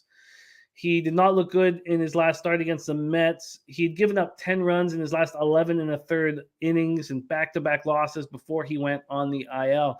He threw 2 simulated innings Friday. He's not had a legitimate rehab start, but, he's a star, and they don't always do that this time of year. 11-7, 3.07 ERA, 1.08 whip on this season. And he's been incredible at home. 6-3, 1.95 ERA, 191 opponents batting average. Jays are raking against righties. 273, 778 OPS over the last 30. So are the Phillies. 264, 785 OPS. So they're right there.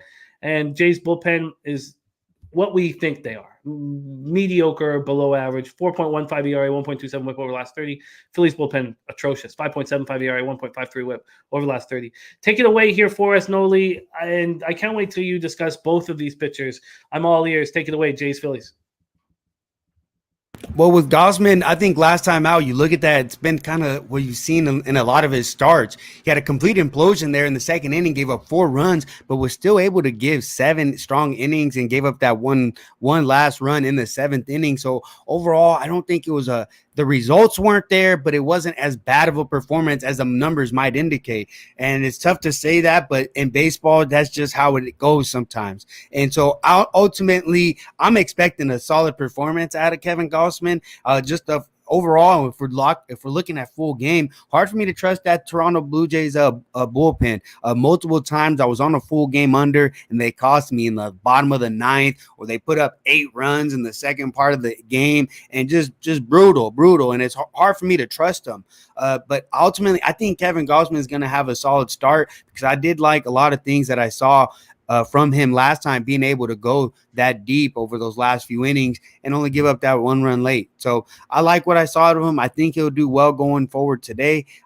Zach Wheeler on the other side, Phillies have already mentioned that he'll be on a pitch count here, a very low pitch count to start off coming back. And so definitely concerns if you want to back him early on, but you will be having the Phillies bullpen late. So with Phillies bullpen, you mentioned that they've been pitching a lot better. They've been pitching pretty good down the stretch, and they already have it in mind that they're going to be using the bullpen. It's no surprise, so they'll be ready to go with a game plan. So I lean towards the Phillies full game here, just with the advantage with the bullpen. Kevin Gausman, albeit I expect him to have a solid start, but not perfect. He hasn't been perfect for quite a while, but I'd expect him to have a solid start though, because I like what I saw last time out. There's tons of question marks from a betting perspective in this game for me. Is there anything you're close to making official, or we move on?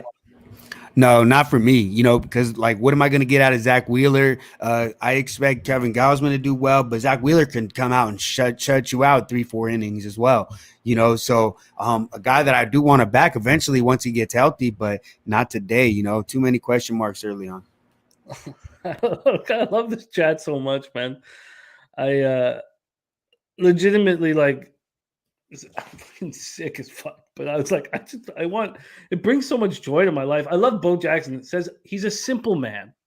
When he sees Simba or Kikuchi closing for the Jays, he cashes out. And I get that. All right, let's move on to 7:05 p.m. Eastern. Detroit Tigers 57-91, 26-46 on the road at the Baltimore Orioles, 76-71, 41-32 at home. We're at Camden Yards in Baltimore, Maryland, home of the Von Polo family, Charm City, a great city I would like to get back to soon. Tigers, Orioles. All right. I remember when we were at the hotel, I was like, I wonder if we could walk to this restaurant, just being cheap, And I asked the security guard at the hotel, I was like, can I walk to the restaurant called Salt in Baltimore? It's so good. I was like, can we walk to this restaurant? And he said, not if you ever want to see anybody ever again. That's what he said to me. Tigers, Orioles. We have the Orioles opening up at -160, now -144. A big move to the Detroit Tigers. This total opened up -113 to the under. It's now -110 to the under. Let's take a look at the weather here in Baltimore. 80 Fahrenheit, 6.2 miles per hour out to left field, 6.2 to 6.9 miles per hour.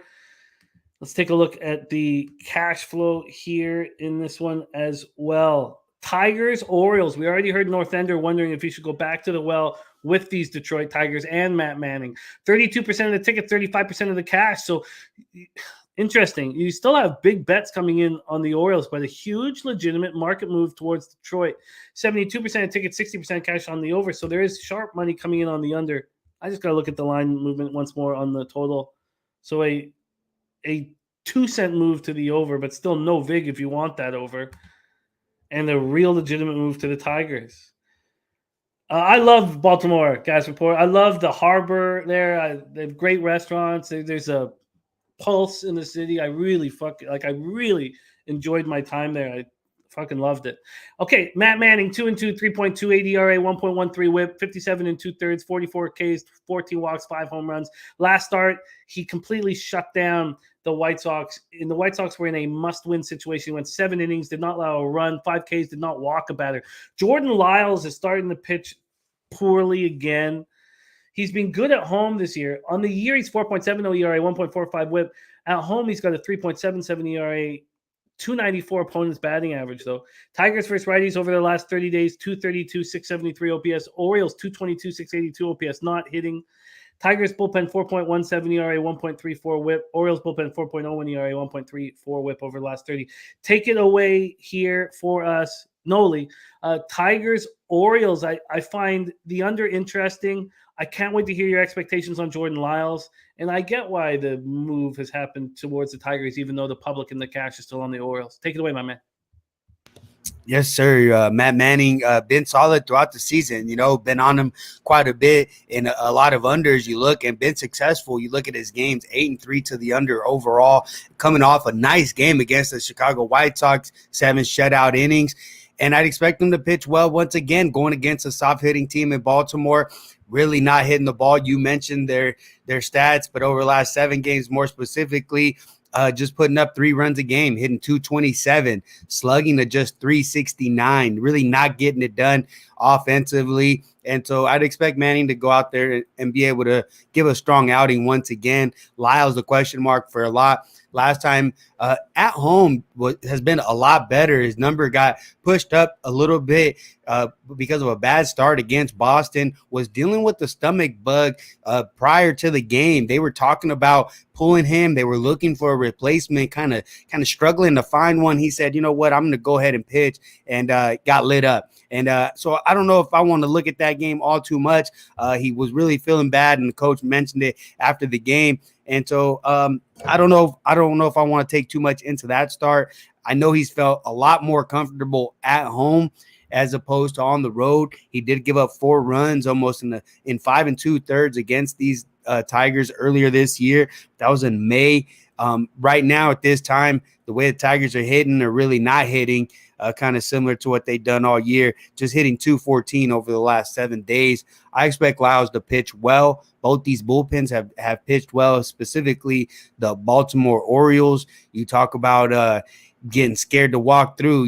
If you seen the closer, he comes out to a little whistle from the wire. It's actually pretty cool. They just don't have good speakers to hear it too well, but it's pretty cool to see. He's pretty shut down. They got a shutdown closer over there. But ultimately, when I look at this game, inability for both these teams to hit, I expect some decent starts out of these pitchers.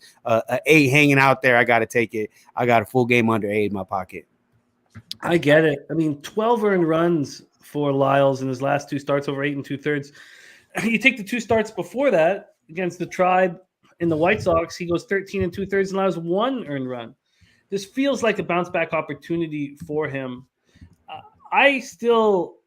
What do you think about these two? I mean, you touched on the Orioles back end of the bullpen, but neither bullpen has been strong over the last little bit.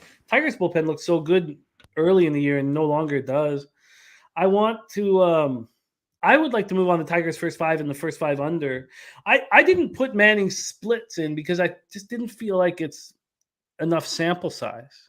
Do you trust the sample size with Manning on the road? Yeah, I expect him to pitch well. And we talk about that full game and going against a lineup that just hasn't been hitting, So that's both the reasons that I talk about full game and the reason why I think Manning pitches well, going against these weaker lineups. And when teams aren't hitting, he's been able to perform pretty well. Wow. They're telling me that Pinnacle just moved this total to 8.5. Sorry, let me just see if I could see that. And they did. Wow. Why would they just move it? So this just happened as we're speaking. That's a little scary, huh? And no. It's very scary. They're the only book that did it. And that 8.5 is only so that 8.5 under was minus 110, and then they just moved it to minus 108. Wow. I guess that is going to give me pause here. I'm going to have to see what's going on. That's going to shut me down from moving on it right now. This just happened as we speak. So we'll give you the 8.5 though. Over here, the 8.5. Okay, let's lock you in. Under 8.5 Nolly instead of the 8. That makes me think that they're expecting one of these pitchers to get touched or both. And if it was one, it would be Lyles. Do you think he's dealing with arm fatigue? Let's just go over his stats here. Does he throw this many innings? Is he comfortable throwing this many innings? By the way, 1-0 Braves in the first inning. Innings pitched. Oh, yeah, he threw 180 last year. But you have to go back to 2014 when he threw over 100 innings last. Huh. All right, I'm going to have to and Mike M says, Pimp Slap play today. Detroit first 5 under 4.5. I will copy and paste that. Joe Yurkovich looking at no run first inning at minus 106 here. Copy and paste all of this. J-Dub. Yeah, I think I'm going to have to figure out. I'm not moving on this at all right now. I've got it. But Piker says, I'm with Nolly. I think this stays under 8, and I'm happy to fade this team. On my list to take at the closing bell. Okay. All right. So I'm going to add question marks to that. That was it's the fun part of us capping together is we can be aware of these moves. We move on to 7:05 p.m. Eastern. The Pittsburgh Pirates 55-93, 27-50 on the road. The New York Yankees 89-58, 51-22 at home. Yankee Stadium in the Bronx, New York. If you talk about what young pitchers I would like to see pitch, 22-year-old Roansy Contreras is on that list. 5-4, 3.24 ERA, 1.27 WHIP, 83 and a third, 74 Ks, 35 walks, and 10 homers. In his last start, he went 4 innings, 3 hits, 1 earned run, 3 Ks, no walks, and 10-4 win at the Reds. His splits are fine. He's been good at home, been good on the road. He's just good. The big question mark is Luis Severino, being on the IL since mid-July, back after a 3-start rehab assignment. Struck out 6 over 4 and a third at AAA Scranton Wilkes-Barre last out. Allowed 2 runs on 4 hits and 1 walk. Threw 57 pitches in that rehab start. They think that his limit will be in the 70 to 80 pitch range. He's not started since July 13th. So it was a right lat strain that he had, a right lat strain. Let's go to the weather in the Bronx first and foremost. See where we are. Sorry, let me move up here. We have, where the hell is the Yankees game? Fuck, sorry, taking me a second here. Here we go. 75 Fahrenheit, 8.7 miles per hour, right to left across the diamond. Between 8.7 and 8.2 stays right to left across the diamond. Then we'll take a look at the line history in this Yanks Pirates spot. We have the Yankees opening up at minus 280. They're now minus 274. So a slight move towards the Pirates. And from a total perspective, it opened up at 8 and has dropped to 7.5. When we look at the cash flow here, 8,196 tickets in, 12% of the tickets and 68% of the cash on the Pirates. And we've been seeing this so often. Now, there's 52% of tickets and 71% of cash on the under. So there's an expectation of good pitching here. You have a 22-year-old, a possible future star in this league in Roansy Contreras, getting the opportunity to pitch at Yankee Stadium against the New York Yankees. I mean, it's a very special opportunity, one that would you be surprised if he stepped up and was magnificent? Severino, who knows what we're going to get from him? Just a quick talk on the recency of these pitchers, or a team, sorry. Pirates versus righties last 30, 224, 666. Yankees versus righties, 249, 754. Pirates bullpen being atrocious, 5.25 ERA, 1.55 WHIP, while the Yankees bullpen being good all year, 3.26 ERA, 1.23 WHIP. Take it away for us, Nolly. Pirates, Yankees. Yeah, Ronzi Contreras. I think these are yesterday's numbers right here on the screen. But Ronzi Contreras, like you mentioned, since he's come back, he's been pretty good. You know, overall, the first game just gave up 4 runs, but was able to go deep and pitch really well since then, giving up pretty much just 1 run in each start. The guy very highly touted, and I'd expect him to come in here in a big moment and pitch well. He hasn't shown signs of being too scared and then letting the moment be too big for him. A guy that has a really calm demeanor, and I expect him to not get too crazy. I mean, it was a crazy finish last night for that game. I know you don't like talking about those games, but man, that was wild. Wild finish in New York yesterday. And I don't take anything into the capping though today. Like for as far as what I think will happen today. I look at these pitchers and what I expect. Severino, you talked about the injury, but ultimately there was no injury. He was very upset that he was put on the 60-day IL. He said he was fine. He pitched right away, maybe a week after that, getting put on the IL, and like I mentioned, upset and feeling like he was 100% ready to pitch still. So he was upset for being put down, and something that the Yankees just hope to use him going down the stretch and being cautious with him, and something that you see with some of these teams getting prepared for the playoff push. They expect them to give them a few starts here before the playoffs start and get them going and build them up. Ultimately, because of those things that I mentioned, I expect him to be eager to be out there on the mound and be eager to pitch well, and I think he will. Going against a softer Pirates team, doesn't really hit the ball too well. Not consistently, especially. I was leaning towards the first 5 under. I haven't pulled the trigger myself personally, but I think I will get there. First 5 under 4, probably look for me.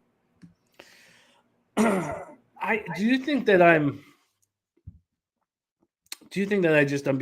a fan now and not thinking like a gambler when I think that Contreras could be lights out here for 5? I mean, yeah, I think he can be.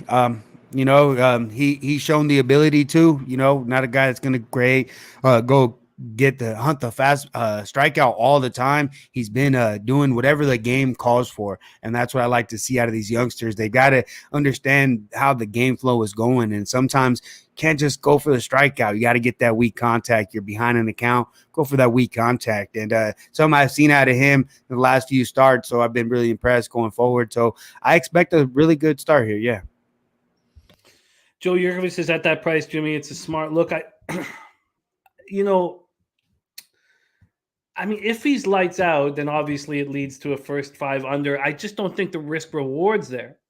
Also, if he's lights out, and we haven't seen Severino, and Severino didn't look great in those rehab starts, and I think you mentioned that before, that he didn't want to go on the IL. I forgot that side of things.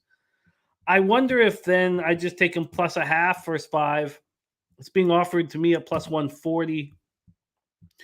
I feel like a 1-1, 2-2 spot here is a completely legitimate. I do have Reynolds. All I need is Reynolds to step up in one time here, with a nice, big hit in a situation with someone on base.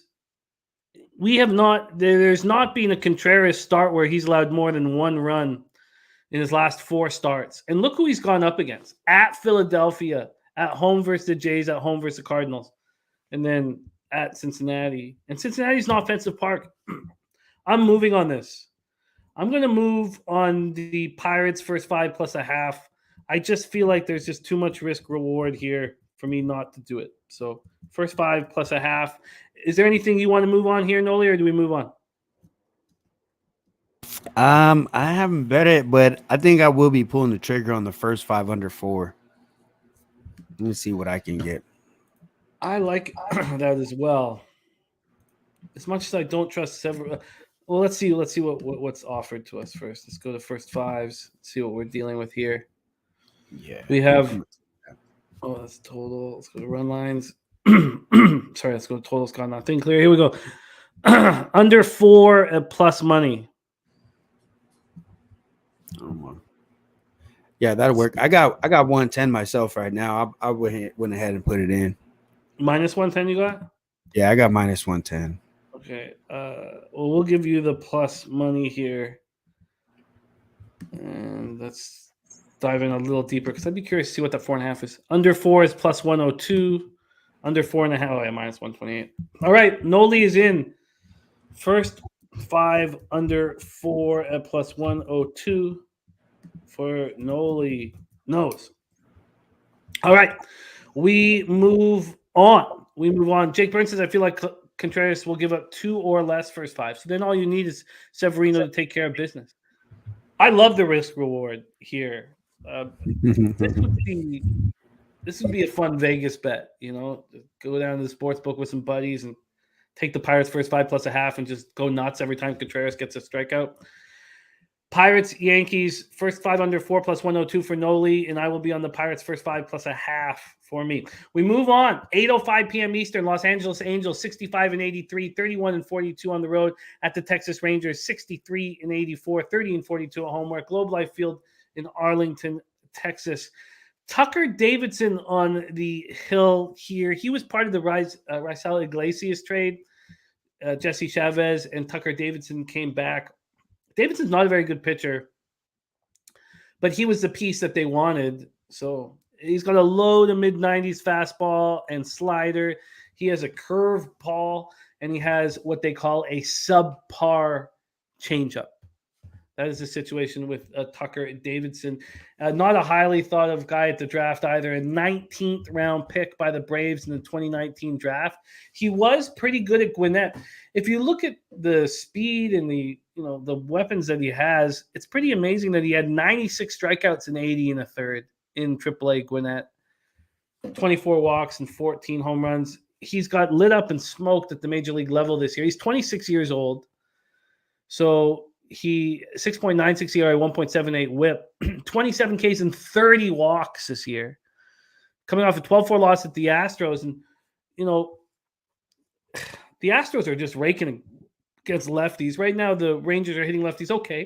242, 739 over the last 30 days. Kobe Valentine in the house says, gave Cleveland yesterday on the show for Pete. Hope you guys cashed. Rays and Guardians look like decent plays today. That's from Kobe Valentine. Great to see you. So Angels first righties 239, 696. Angels bullpen 4.16 ERA, 1.34 whip. Rangers bullpen 3.79 ERA, 1.42 whip. Let's go and take a look at the line history here in this one. And I haven't talked about Dane Dunning, which should be talked about, but let's take a look at the line history here. We have the Rangers opening up at minus 130 to now minus 142 at Pinnacle, a 12-cent move. And the 8.5 was minus 104 to the under. It's now plus 101. So a move to the over and a move to the Rangers. Let's see if Sports Insights backs that up here. We have full line value on Dane Dunning and the Texas Rangers. 64% of the tickets, 97% of the cash, 32% of tickets, 39% cash on the under. It's amazing that the public would be on the under in this game, but the bigger bet's on the over, but public and cash on the under. Strange. And then Dane Dunning has been good at home this year. 3-2, 3.59 ERA, 235 opponents batting average. He is coming off an 8-7 loss at home to the A's where he wasn't great at home. Angels first righties 239, 696 OPS. Rangers first lefties 242, 739 OPS. Take it away here, Nolly. I've got to run and get some water here. My throat's acting up, so I'll be right back. Full screen for you, and I'll be right back. Yeah, no doubt. Tucker Davidson, a guy coming over from the Braves, was a high up in their scouting reports. He was like 5 overall in their pipeline, but I didn't expect that when you see some of the results that he's put up this season. Really, not even the Angels are really sold on him. Skipped his last start.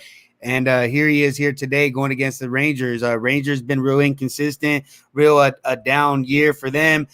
Real lot of disappointment after some of the big moves that they made in the offseason. And here, not really playing. You talked about the Red Sox earlier, kind of giving up, and that's what you've seen kind of out of the Rangers recently. So hard for me to trust the Rangers here, and hard for me to trust Tucker Davidson. So hard for me to get involved overall. Dane Dunning hasn't been putting up just clean numbers.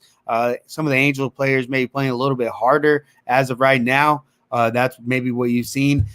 So maybe taking the Angels at a plus price makes some sense to some. But for me, I just can't. It's hard for me to get involved, man. This is an ugly game, and I think there's better games to get involved with.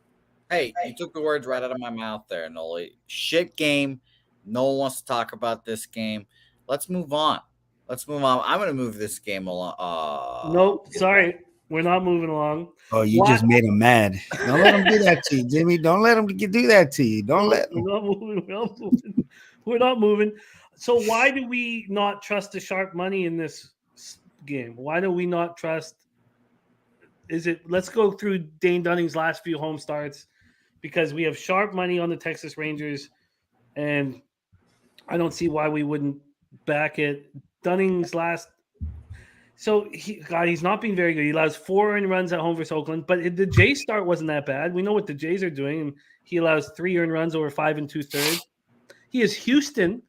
Against Houston, he allows 2 earned runs and 5. 2 earned runs and 6 against Oakland. I mean, why do we not trust the sharp money, Nolly?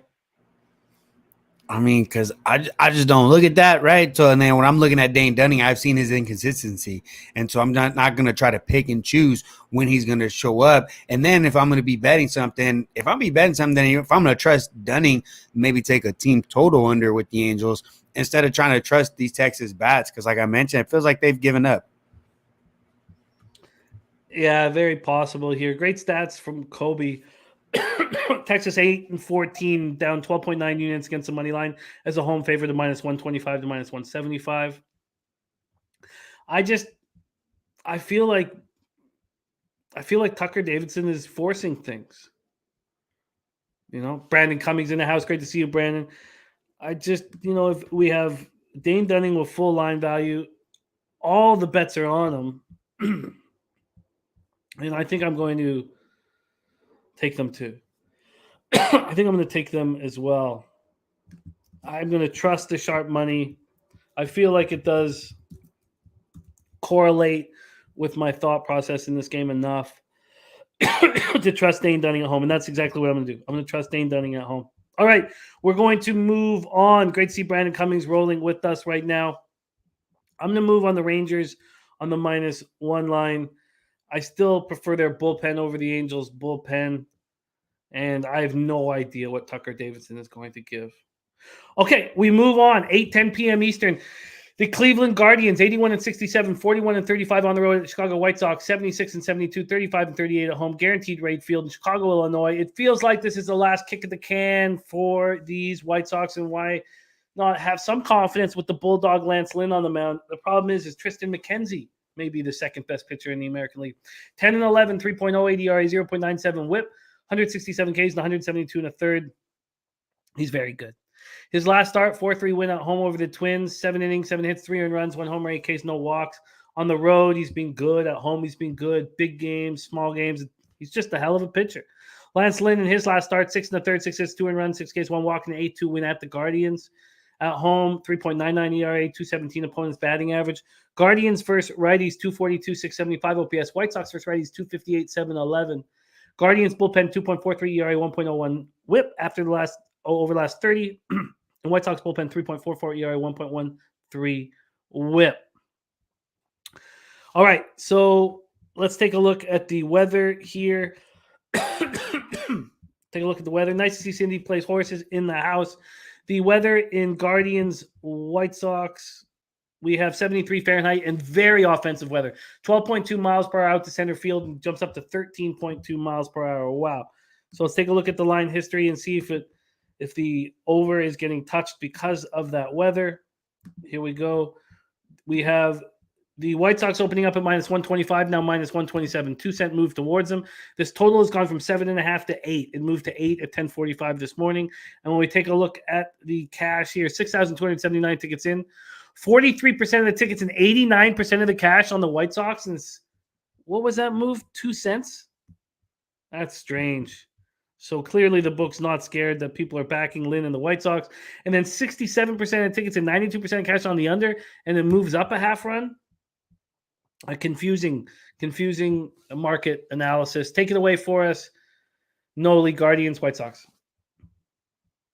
Yeah, I was actually going to see what mine moved to if my book has looked, but I'll look in a minute. But yeah, Lance Lynn been real good. You look at the month of August, had a really good month, 2.45 ERA. Last 5 games have put together 5 straight quality starts. And the last time out going against these Cleveland Guardians, I almost said the other team, but this is his 5th game going against them. And here going on a back-to-back, how well has he performed? Hard to predict that sometimes, but the way he's rolling right now, I'd expect him to pitch decent. Maybe it's something similar to what we saw last time out.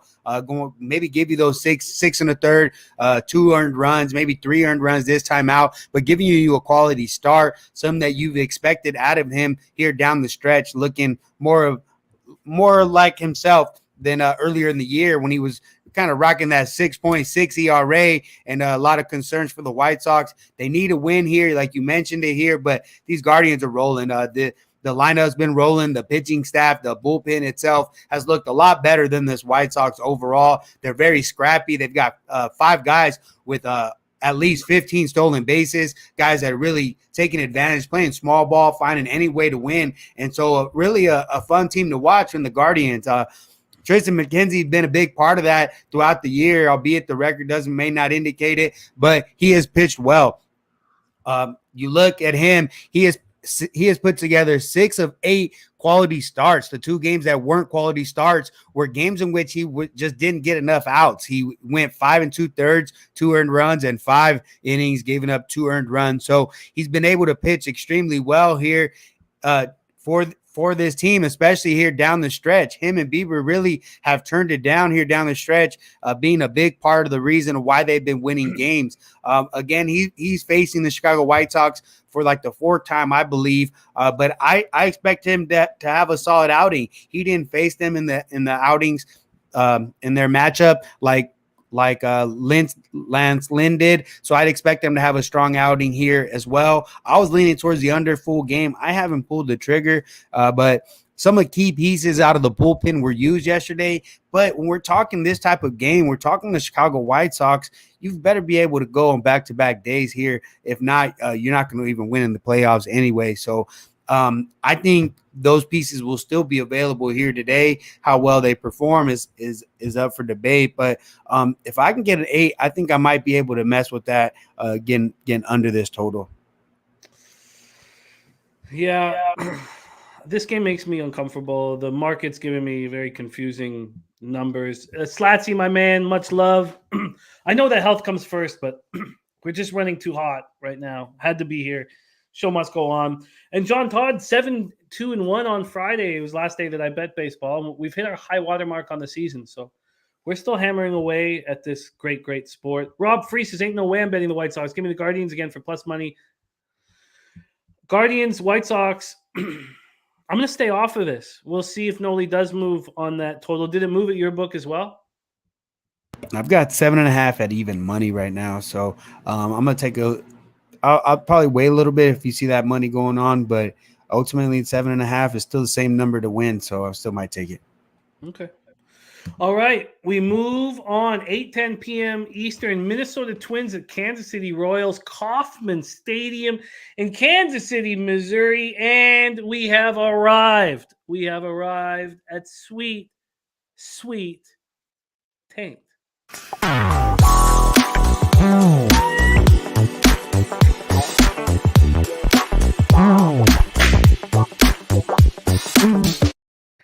Taint play of the day is Twins first 5 -1/2 at plus 100. Bailey Ober going up against Daniel Lynch.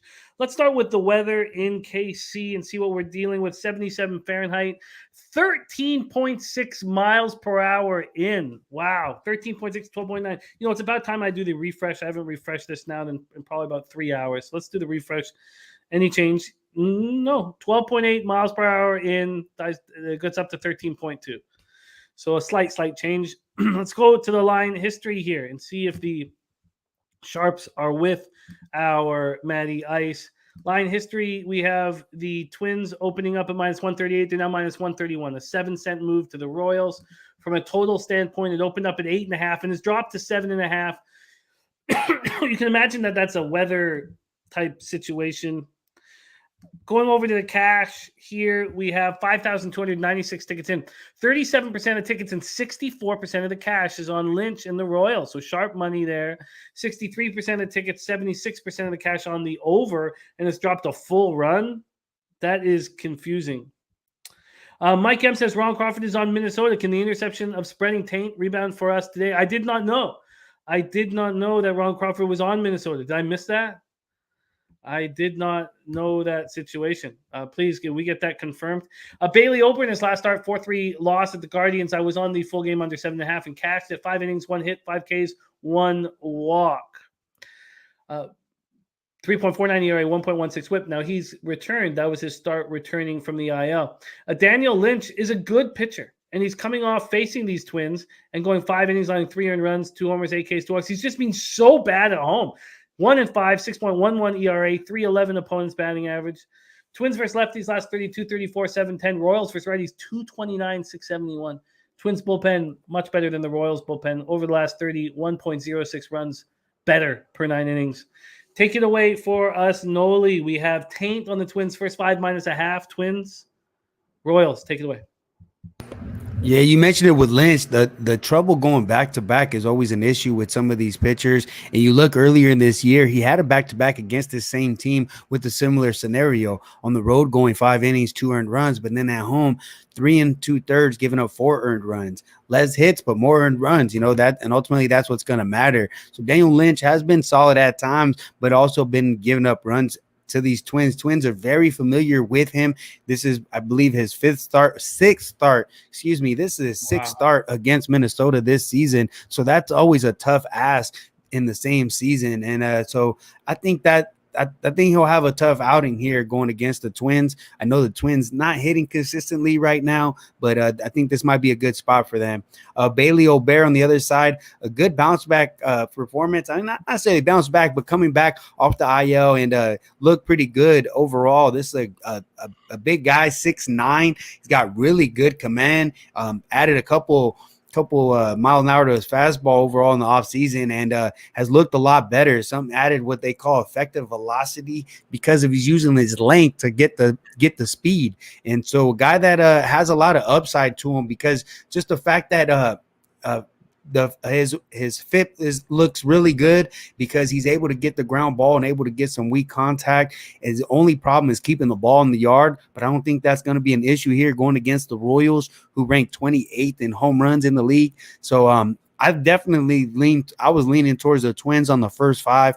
It just got a little too heavy at 160 I saw at the money line, and so ultimately I stayed off, but I'm trusting O'Bear today. I think he'll have a solid start. Lynch is question mark, man. Maybe he still gives you some quality innings, but still gives up maybe 3-4 runs. I'm not going to go up against the sharp action here, but Taint on Twins first 5 -0.5. Ron on Twins full game. I'm not going to get in the way of it's just a big part of my success is only betting when my capping correlates with where the sharp money's at. So we'll move on. 8:40 p.m. Eastern, San Francisco Giants 71-77, 32-41 on the road at the call. I start smiling every time I read that record out. Shout out to Nut Flush Allen for getting us on the team total under, win total under for the Giants. Too easy. I smile too. Yeah, I know you do. I mean, man, is Buster Posey going to come back next year? Because what a difference not having a Hall of Fame catcher makes. 64-84, 40-36 at home. Coors Field in Denver, Colorado. Let's take a look at the weather in Colorado. 61 Fahrenheit, 7.1 miles per hour, right to left, slightly in, gets down to 6.3 miles per hour. We have possible light rain in the second half of the game. Let's go over to the line history here in the Giants Rockies spot. Logan Webb versus Herman Marquez. We have a 3-cent move to the Giants, and this total opened up at 10 and dropped to 9.5. Take a look at the cash flow here. We have 4,463 tickets in, 28% of the tickets and 54% of the cash on the Colorado Rockies. Then 42% of tickets, 63% of cash on the under. Logan Webb going up against Herman Marquez. Logan Webb, 3.02 ERA, 1.19 whip. Coming off 5-0 loss at home to the Dodgers. I had 2 losses on Friday, both at plus money. I had the Giants first 5 at plus 140, and it was just not even close. I don't know what if I didn't fade the Dodgers once all year, my record would be so much better. I don't know why I try to find reasons to fade such a spectacular baseball team. 4 innings, 7 hits, 4 runs, 2 Ks, 2 walks, and that 5-0 loss. He's been good on the road this year, 5-3, 3.07 ERA, 223 opponent's batting average. Herman Marquez has been quite a bit better of late, and he was in that great pitching battle between him and Marcus Stroman a week ago. But he's been so bad at home this year, 2-5, 6.78 ERA, 3.12 opponent's batting average. Neither team is hitting righties at all. Giants last 30, 228, 664. Rockies 224, 646. Giants bullpen has been much better of late, 3.38 ERA, 1.32 whip. And so is the Rockies, really. 4.14 ERA, 1.17 whip. Kobe Valentine says Marquez is 23-10 plus 13.2 units against the money line in home games over the last 2 seasons. LJ from Edgetown says Marquez gives up the most hits at home, over 7.5. Take it away for us, Nolly. 2 vets. Well, I guess Logan Webb's still 25 or 26, but feels like he's a vet. Take it away, Webb, Marquez.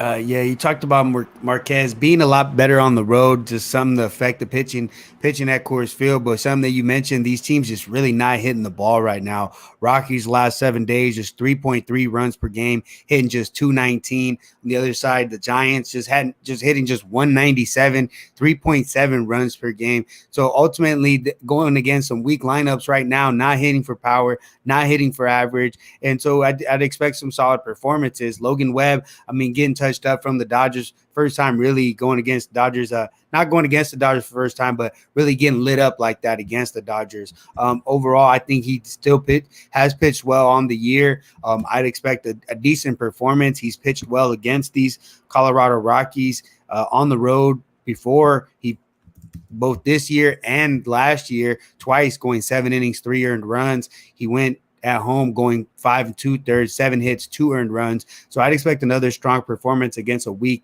lineup right now. And you look at the trend of both of these teams is to the under. You look at for the San Francisco Giants, 11-2 to the under the last 13 games. Colorado Rockies, the last 9 games are 7-2 to the under. So big trends to the under. I think that's the only way to look in the game. I didn't pull the trigger myself personally. The number dropped before I was able to, so I stayed off. But maybe even a first 5, if I can get a 5.5 or something, maybe later. But right now I'm not on it. But I think the game stays under. Yeah, it scares me. It scares me to move on it here. I don't know what to expect from Marquez game in and game out. But can we put a line through his home stats? Nolly, do you think we can do that? No, not at all. It's still Coors Field, you know what I mean? But the weather's a little bit different here today. I'm not expecting the ball to really fly as much today. Some that I'll take into consideration a little bit. But no, it's always tougher to pitch at home. But not to say that he hasn't put together good performances. And today is a good spot for him to do it, I think. So what's keeping you off of it? Just the higher numbers. I missed the numbers. So I didn't jump on it right away. I broke this game real late, broke one of the late ones. And so, but I ended up on other action, and I can't bet every game like you, Jimmy. Way. Yeah. It didn't sound like you were applauding my action there. That's impressive. That's impressive. Well, when I was losing at baseball for the year, and getting hurt, I would have over 1,000 bets in a season, in baseball season. So my numbers have gone down, with just over 500 bets in. But let's move. I still have the 10 at my book, but God, that first 5 is at 5. Do you like the full game better than the first 5? No, I'd like the first 5. If you get a 5.5, that'd be real nice. But they're just not hitting. These teams are just not hitting. It's cold in Colorado tonight. The weather is helping. Let's just go back. Where's the sharp cash on this one? They're not hitting, but you look at the last 2 games, produced 17 and then 9 runs. So that's why it's still Coors Field, Yeah. I'm interested in the first 5 under. Feels like Herman Mark. It feels like both these pitchers are in decent form, and I can imagine that even we're in the thin air, but Logan Webb should have a much easier situation going up against the Rockies, who aren't hitting righties at all, compared to the Dodgers, who we faced in his last start. I'm sorry that we're sitting here for too long. Let's just take a quick look at the batter versus pitcher. Blackman hitting 450, CJ Cron 308, Garrett 350, McMahon 400. Okay, maybe it's not worth it. Maybe it's not worth it. Mike M says all over the under. Okay, I'm I'm going to put some question marks here. All right, let's move on. 9:40 p.m. Eastern. Seattle Mariners 81-66, 42-34 on the road at the Oakland Athletics, 54-94, 24-48 at home. We're at Oakland Coliseum in Oakland, California. Robbie Ray going up against James Caprillion. Let's start with the weather in Oakland, and we have 65 Fahrenheit, 8.5 miles per hour to right field, dies down to 5.6. Move over to the line history in this one. Seattle, Oakland, we have the Mariners opening up at minus 200. They're now minus 205. 5-cent move towards them. This total opened up at 7, juice to the over, and it moved to 7.5 57 minutes ago. Go over to the cash float here. 5,081 tickets in. 83% of tickets, 91% of the cash on the Mariners, and yet the market moving 5 cents. And that doesn't make sense. And then from a total standpoint, 77% of tickets on the over, 85% of cash on the over. Robbie Ray's been bad on the road all year. 6-6, 5.08 ERA, 270 opponents batting average. He's coming off an 8-7 loss at the Angels. 5 innings, 8 hits, 5 earned runs, 2 homers, 5 Ks. He's just not to be trusted on the road. Caprillion's pitching really well. Now, he hasn't been great at home this year for some reason. He's coming off a really impressive start at Houston. It was 2-2 when he left the game. He went 6 innings, allowed 5 hits and 2 earned runs. And sharp money seems to follow Caprillion around. Against righties, the Mariners are 206, 712. The A's versus lefties, 204, 585 OPS. And the A's bullpen, 5.36 ERA, 1.44 whip. Mariners bullpen being great all year long. Take it away for us here, Nolly, Mariners, A's. I think with the Mariners right now is tough, dealing with the loss of Eugenio Suarez and then also Julio Rodriguez. Been out of the lineup the last few days dealing with back issues. So really putting out a weaker lineup over the last couple of days. And yesterday put together a weak hit and just really not putting up too much offensively. So I can understand why the interest on some plus money on the other side with Caprillion. Caprillion came out last time, like you mentioned, a strong performance, but he's been inconsistent at times, but not against these Mariners. You look at his numbers this year, 3 different starts, didn't give up more than 2 earned runs in either one of them.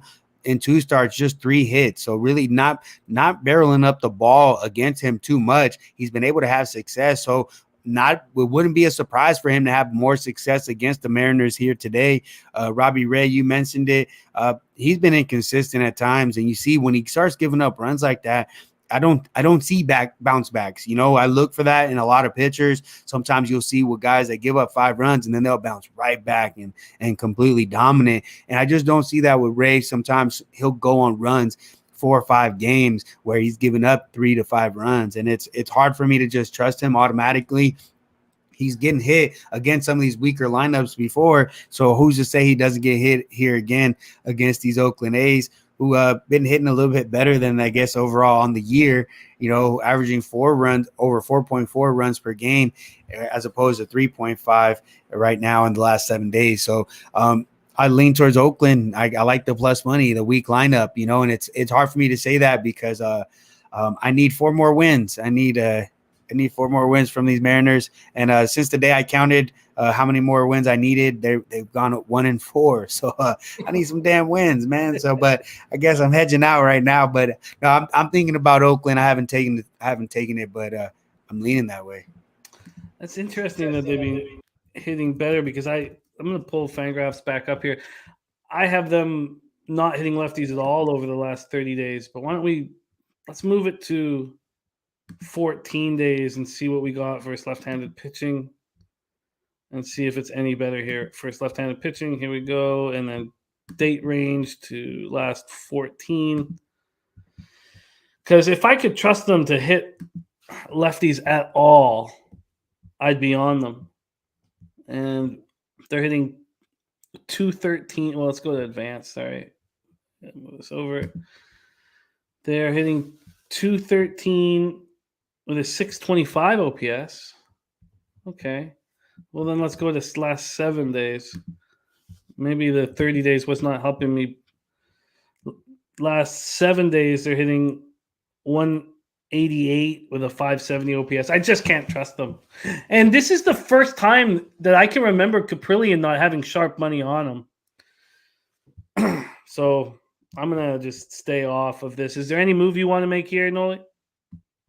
No, ultimately I'm off. Not going to trust it. Ultimately, Mariners still a better team even with the weaker lineup, but no, nothing for me. 2 games left on the card, 9:40 p.m. Eastern. St. Louis Cardinals now 25 games over 500, just 36 and 35 on the road at the San Diego Padres, 82 and 66, 39 and 31 at home. Petco Park in San Diego, California.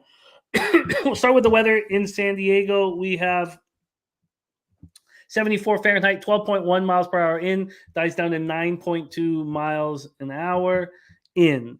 Let's move over to the line history in this Padres Cardinals spot. This is going to be a fun matchup. I can't wait to break it down. We have a big move to the San Diego Padres, 14-cent move to the Padres, and this total at 7.5, a 3-cent move to the under. So move to the Padres, move to the under. Let's see if that correlates here when we're looking for sharp action. We have line value here, 33% line, no, maybe 25% line value on the Padres. But the big bets have come in on St. Louis. 30% of the tickets, 53% of the cash. So that doesn't really correlate. 63% of the tickets, 80% of cash on the under here.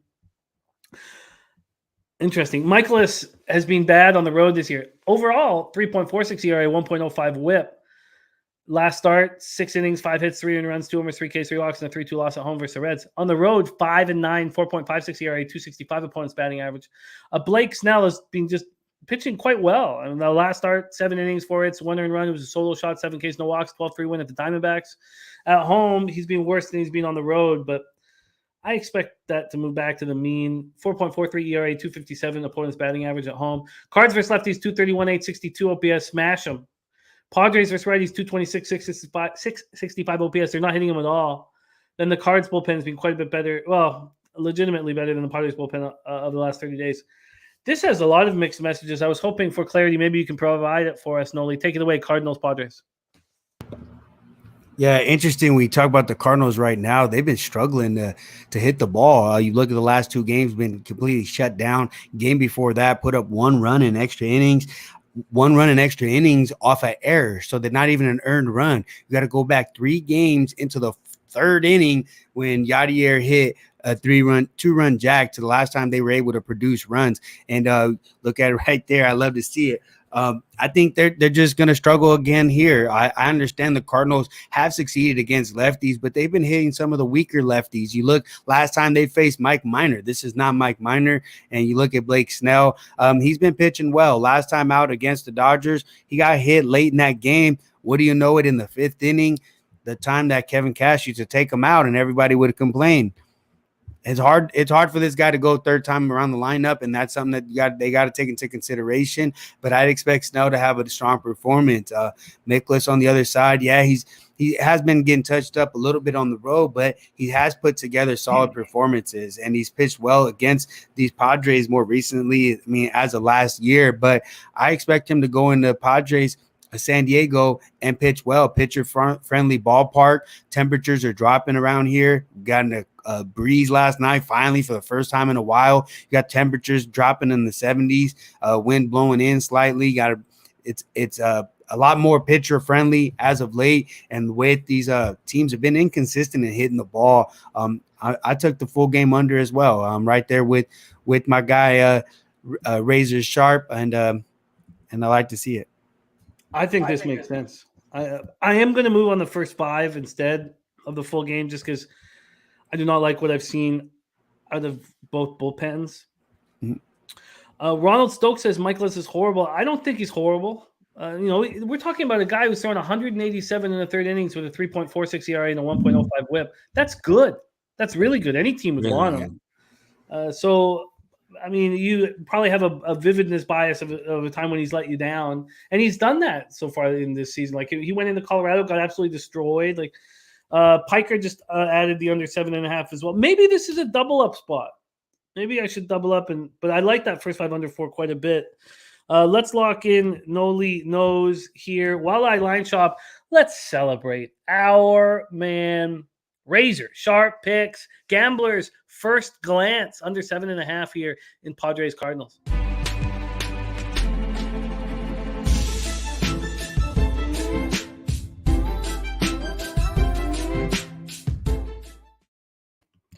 Yeah, Ronald, I mean, that's a quality start in his last game. 3-2 loss at home versus Reds. Sure, he loses, but 6 innings, 3 earned runs. Look, he allows 2 home runs. I get it. But I don't think these stats fully back him being horrible. And the Padres just aren't hitting. So, I think that when you lose bets on Ronald Stokes says he never let me down because I pick against and I win every time. Okay, well, he must not be okay. I'll let you have this one, Ronald. Pretty adamant here. You got this. Yeah, he's trash. Okay, so the 7.5 is minus 108 at Heritage. Under 7.5 at minus 108 for the under 7.5. Okay, let's move on to the final game on the card. 10:10 p.m. Eastern. Arizona Diamondbacks 69-80, 30-41 on the road at the Los Angeles Dodgers 103-45. What a baseball team! Dodger Stadium in LA. Let's go over the weather in Chavez Ravine. Can't wait to watch this squad in the playoffs. There's going to be a ton of pressure on the Dodgers. God, the NL playoffs are going to be so much fun. 73 Fahrenheit, 7.4 miles per hour left to right, and then we'll go slightly out. Move over to the line history here in this one. Bumgarner versus May. Bumgarner has not been good of late. We have a 10-cent move to the Dodgers from minus 285 to minus 295. The 8.5 has moved to 9. We'll take a look at the cash here. What's FAP and Pimp Slap? So Pimp Slap is on the Padres for the second Pimp Slap play of the day. Respect, Ronald. It's all good, my man. One of the fun things with our show and giving an important voice to the great cappers that are in the chat is that disagreeing is part of the fun. So it's all good, my man, and respect to you. Fap says your capper with shiny disco balls is betting and unleashing a load on Arizona race to 2 runs. Wow, that's a fascinating look. I can't wait to hear Nolly talk about Bumgarner and Dustin May. Let's go and see where the cash is. 6,065 tickets in. 8% of the tickets and 64% of the cash on the Arizona Diamondbacks. Fascinating. 64%, it just moved from 63 to 64. 64% of tickets and 86% of cash on the over. And Joe Yurkovich is also on that San Diego St. Louis under 7.5. JP says my 4th over, got it 8.5, and he accidentally bet it twice. Well, maybe that will come through for you here. Let's talk about Bumgarner. 6-15, 5.01 ERA, 1.48 WHIP. We faded him on Friday's show in cash. He went 5 innings on 8 hits, 5 earned runs, 3 homers, 2 Ks, no walks in a 12-3 loss at home versus Padres. I was on the Padres' first 5 in full game. I was adamant. I was like, look at these stats. Every single angle supports the Padres in that spot. The sharp money was there. Everything was there. And the Padres had been playing so bad, but who cares what happened yesterday? On the road, he's 1-9 with a 5.43 ERA and a 290 opponent's batting average. So the tricky thing for all of us to figure out is how do we use this sharp money on Madison Bumgarner? Is he going to step up as a vet against this Dodgers team? Have you seen what the Dodgers are doing to lefties in the last 30 days? 310, 908 OPS. Diamondbacks versus righties, 257, 56. Dustin May had a nice last start. 5-0 win at the Giants, went 5 innings, did not allow a run, 4 Ks, 1 walk. Diamondbacks bullpen is 3.3 runs worse over 9 innings than the Dodgers bullpen. Mike M says, I think Mad Bum gets touched, but not until the second time through. Mike M looking at Arizona first 3 under 2.5. This is fascinating, Nolly. Can't wait to hear your breakdown. Take it away, Diamondbacks, Dodgers. Yeah, I mean, I don't know. Maybe they know something about the lineup. That's the only thing we're not sure of right now. But Madison Bumgarner, like you mentioned, on the road, been struggling, and he's been struggling as of late. Got lit up by the Dodgers on the road at home. He's going to give up multiple runs here. He's not going to have a perfect outing. I wouldn't expect that in any way. Not with the normal Dodger lineup. I think it might be an overreaction also of yesterday with Jameson on the mound. Drake Jameson looked good yesterday. I was on the first 5 under. I expected him to look good. He was very crafty. He's a guy that's got a lot more life to his pitches than what we've seen out of Madison Bumgarner. So I wouldn't expect the Dodgers to struggle against him here today. But who knows? Who knows? I mean, maybe they know something we don't. But the Diamondbacks bats did come to life over the last 2 games yesterday in that doubleheader, something that you haven't seen before that. They've been shut out multiple times over the last 7 games before that. But maybe they see some of that. Dustin May, though, here coming into the start, coming off a really strong performance. The Dodgers held him back an extra day of rest. He was dealing with some shoulder soreness after the start at San Diego, in which he gave up 3 earned runs, 4 runs total on a back-to-back start against San Diego, where he got hit both times. But it was very encouraging to see him bounce back against San Francisco, now going against these Diamondbacks.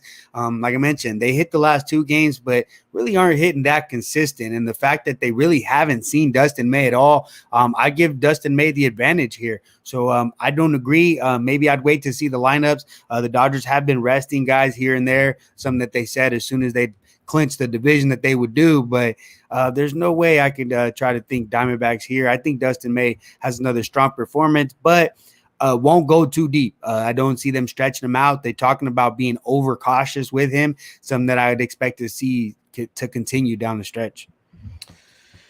Yeah, that all makes a ton of sense. I'm going to stay off of that spot. I just don't understand the sharp money here. It just makes no sense to me. And I fear sharp money and like to ride with it, so I'll just stay off of it. But nothing makes sense there. That is our entire MLB card. We're going to go over everything and drop friends and family here. So let's get Jose back on the show. DJ Big Boss is on North Carolina money line at home against the Notre Dame Fighting Irish. He's on Ole Miss -21 at -110. Nut flush looking at that Tulsa team total under. He's on ODU -5.5 -108. And he's on USC -6.5 at -108 at Oregon State Beavers. The 2 spots that correlate with my feelings and the sharp money and all that is North Carolina and ODU. I think I'll move on those 2 spots, but I will take a second look at everything. In MLB, Nolly gets his card started in 37 minutes with the Mets' first 5. Taiwan Walker against Hauser. My card gets started with the Reds' first 5. Nolly's on the under 6.5 +101 in Cubs Marlins. We stayed off Astros, Rays, and Jays, Phillies. Nolly is on the under 8.5 at -108 in Detroit, Baltimore. That moved to 8.5 while we were talking about it. Let's see what it's done now. Still, they're the only book that's moved it to 8.5. It's at 8.5 -109. My plan was to be on Tigers first 5 and first 5 under. Is it fair to be concerned about Matt Manning and coming off a beautiful start? I don't know if it is. Let me just quickly go back to Matt Manning here. So just take 1 second. I just want to look at Matt Manning's last few starts before I decide to leave this off of my card. We know he's been so good at home. And his last start on the road, 2 earned runs at Kansas City, then a bunch of home starts. And that was the second time he was seeing the Royals. Against the White Sox, 4 earned runs in 5. 3 earned runs in 5 at Minnesota. God. I guess I'm going to take some more time. And the pimp slap play today is the first 5 under 4.5. He's hit 6 in a row. That move to the over at Pinnacle is very confusing. I'm going to move on the Pittsburgh Pirates first 5 +0.5. It's a +140 right now in my book. Nolly moved on the first 5 under 4 +102 in Pirates Yankees. I'm going to move on the Rangers -1. Guardians White Sox, we stayed off. Tank play today's Twins first 5 -0.5. I came very close to moving on the first 5 under in the Giants Rockies game. I still have interest in it, but I'm got a bunch of question marks beside it. Mariners A's, we stayed off. And I think it's a double up time for me in the Cardinals Padres because I like the look a lot, but I want first 5 under 4 involved. Then we stayed off Diamondbacks, Dodgers. Jose, for people who were here earlier, tell us about how you're starting off our friends and family parlay. The Red Sox are throwing a slapdick starter. They've folded up the franchise this season. It is in find out what we have for next season mode. Connor Seabold sucks. Cincinnati Reds first 5 team total over 1.5 -170. It is a great juicy price. And shout out to our man Peter Loche. Oh yeah. Uh-oh. Huh? He is 10-0 in our cappers contest as well. What a God! I love him. Okay, all right. Let's hear what Nolly knows. What is your addition to the friends and family parlay?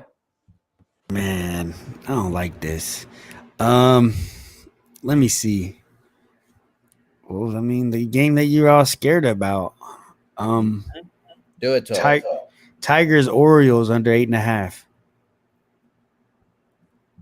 Wow. Okay, Detroit, Baltimore. Dun dun dun. Under 8.5. This is a tough one here, but I will take the first 5 under 4 in St. Louis, San Diego. San Diego, first 5 under 4. All right. So the friends and family parlay: St. Louis, San Diego, first 5 under 4. Reds, first 5 team total over 1.5, and Detroit, Baltimore under 8.5. There you go. Billy Friedrich says it's Dustin May bobblehead night. Is that? I didn't know that. Do you know about that, Nolly? You know, I did not look that up. I know my kid wanted it. Too bad for him. Yeah. There you go. That is our show for today. And what a huge week we have ahead of us. We have shows galore. We have today, right away, Prize Picks and Sharpie, who's just dominating the strikeout props. Right after that, we have the Daily Sesh at 4:20. And then right after that, we have Jose at 5:30 p.m. My mom and sister are heading down to Vegas. Dutchie's taking them to pick up some flour tomorrow. What a great guy my man Dutch is, looking after my fam.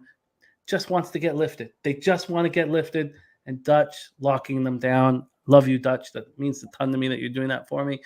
And then we have our Thursday night live bet stream. We have live football bet streams Thursday, Friday, Saturday, Sunday, Monday, and the poker tournament. So Jose and I are going to get graphics set up for the poker tournament, and we'll shoot something for the poker tournament. It's 1 week from today, and we have the Pub Sports. I thought it was Pub Sports Poker. Yeah, Pub Sports PC. Oh, no, that's the name of the tournament. Is that it? Let me just pull up. Jose, you have that information. Can you tell us? Yeah, I definitely have it. Yep. I have that information. I'll tell you, it's probably promo code Pub Sports when you sign up on Bet Online. Shout out to them. And yes, promo code of Pub Sports for the tournament. You get a little deposit match. Use crypto.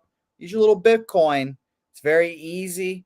Buy it on the Cash App. That's a free plug for the Cash App. That's what I do. Buy it on the Cash App and then deposit it from the Cash App to your, account on Bet Online. Use promo code Pub Sports. It's fairly easy. It sounds intimidating, but it's pretty not. It's, you can manage it. The password for the tournament is Pub Sports Poker, and poker is an abbreviated PKR, and the tournament is obviously called the Pub Sports Poker Free Roll. So go to Bet Online, get your little promo code in there, Pub Sports, when you make an account. They actually have some pretty good lines too, better than a Bovada, Bodog on many occasions as well. And like I said, go to the poker section and look up Pub Sports Poker Free Roll. And the password in all caps, poker, Pub Sports Poker, and Pub Sports PKR. Pub Sports PKR. I just put it in the chat as well for any of you who may be confused as well. I love it. I love it. I can't wait to do it. I can't wait to do the poker tournament. So we have 10 tickets for the 300,000 guaranteed poker tournament, the big end of their huge festival that they have on right now. They're $109 each. We're giving out $500 to the top 5 and then $25 bounty if you knock out any of our guys. And we'll be doing it live. So it's going to be very, very, very fun. And we're going to talk more about it. And also, we need to have our guys support it because they'll do a lot more with us. We just need to show them that we're good for it. So, yep. A lot of, and by the way, if we're going to plug things, if you're, on a hot summer's day looking for an alcohol, go get some Beatbox because they are potentially a future sponsor because we are doing a tailgate show this weekend at UTSA. They'll be there sponsoring us. So if you're drinking some Beatbox this weekend, tweet a picture of it. Give us a little @ on Twitter @ Pub Sports Radio. I've heard they're pretty good, and I've heard they get you, as the kids say, Liddy Bop. So they'll be fun. And by the way, right now they're just putting it in. I just got an email. So they're just confirming the promo code Pub Sports. So that's why our guy Razor can't join. So they have to set up within their cashier at Bet Online. So it's 100% first time deposit, 100% match for us. And it's going to be great. So it's probably, they'll figure it out today and then we'll fire away, but that's why it's not in. Excited. We're very excited about it. And we're going to hammer this heavy. I'm glad. Here's what I'm glad about. If Razor can find it pretty quickly, anyone can find it quickly. So then we're good. We're all set then. Thank you, Razor, for being our test dummy. And we'll get everything straight and we'll hammer it all week. And then we're also going to have a live show. So we got a bunch of stuff to figure out, but we have 1 week to do all that. 1 week. No, Razor. No, Razor was on the wrong book. Okay. Okay. Let's. Okay. Thank you guys so much. Jose, stick with us here as we put a bow on this. Nolly knows, love capping with you. Follow Nolly on Twitter @ Nolly knows. Nolly, any last words for the cappers in the chat supporting the show? Oh, just thank you for having me. Thank you, Pub Sports, for having me along, and thank you, Jimmy. And good luck to everybody today. Let's go out there and get that fucking cash. Jose, we missed you dearly when you were gone. It's great to have you back in action, and we would like to celebrate you here now that you're back with us. Can you leche us into the future, my friend? Sure. First of all, remember Bet Online. It's on Bet Online, not Bovada. Bet Online. Our friends at Bet Online. Second of all, Say Hey Plays, 5:30 Eastern, 4:30 Central. Spin Doc joining us today. Going to be a whole lot of fun. A lot of history happening in baseball. The shows are tighter, around 45 minutes-ish now for the end of the regular season. And remember, during playoff time, we'll be recording our shows right after each game, breaking down all the games, live or not. Still haven't really talked about that. I think we'll be going live, but we'll just see how the guests and such go. But it doesn't matter. We'll be there every baseball game for the rest of the season. Remember that, and we'll be there to 5:30 Eastern. And remember always, Leche en los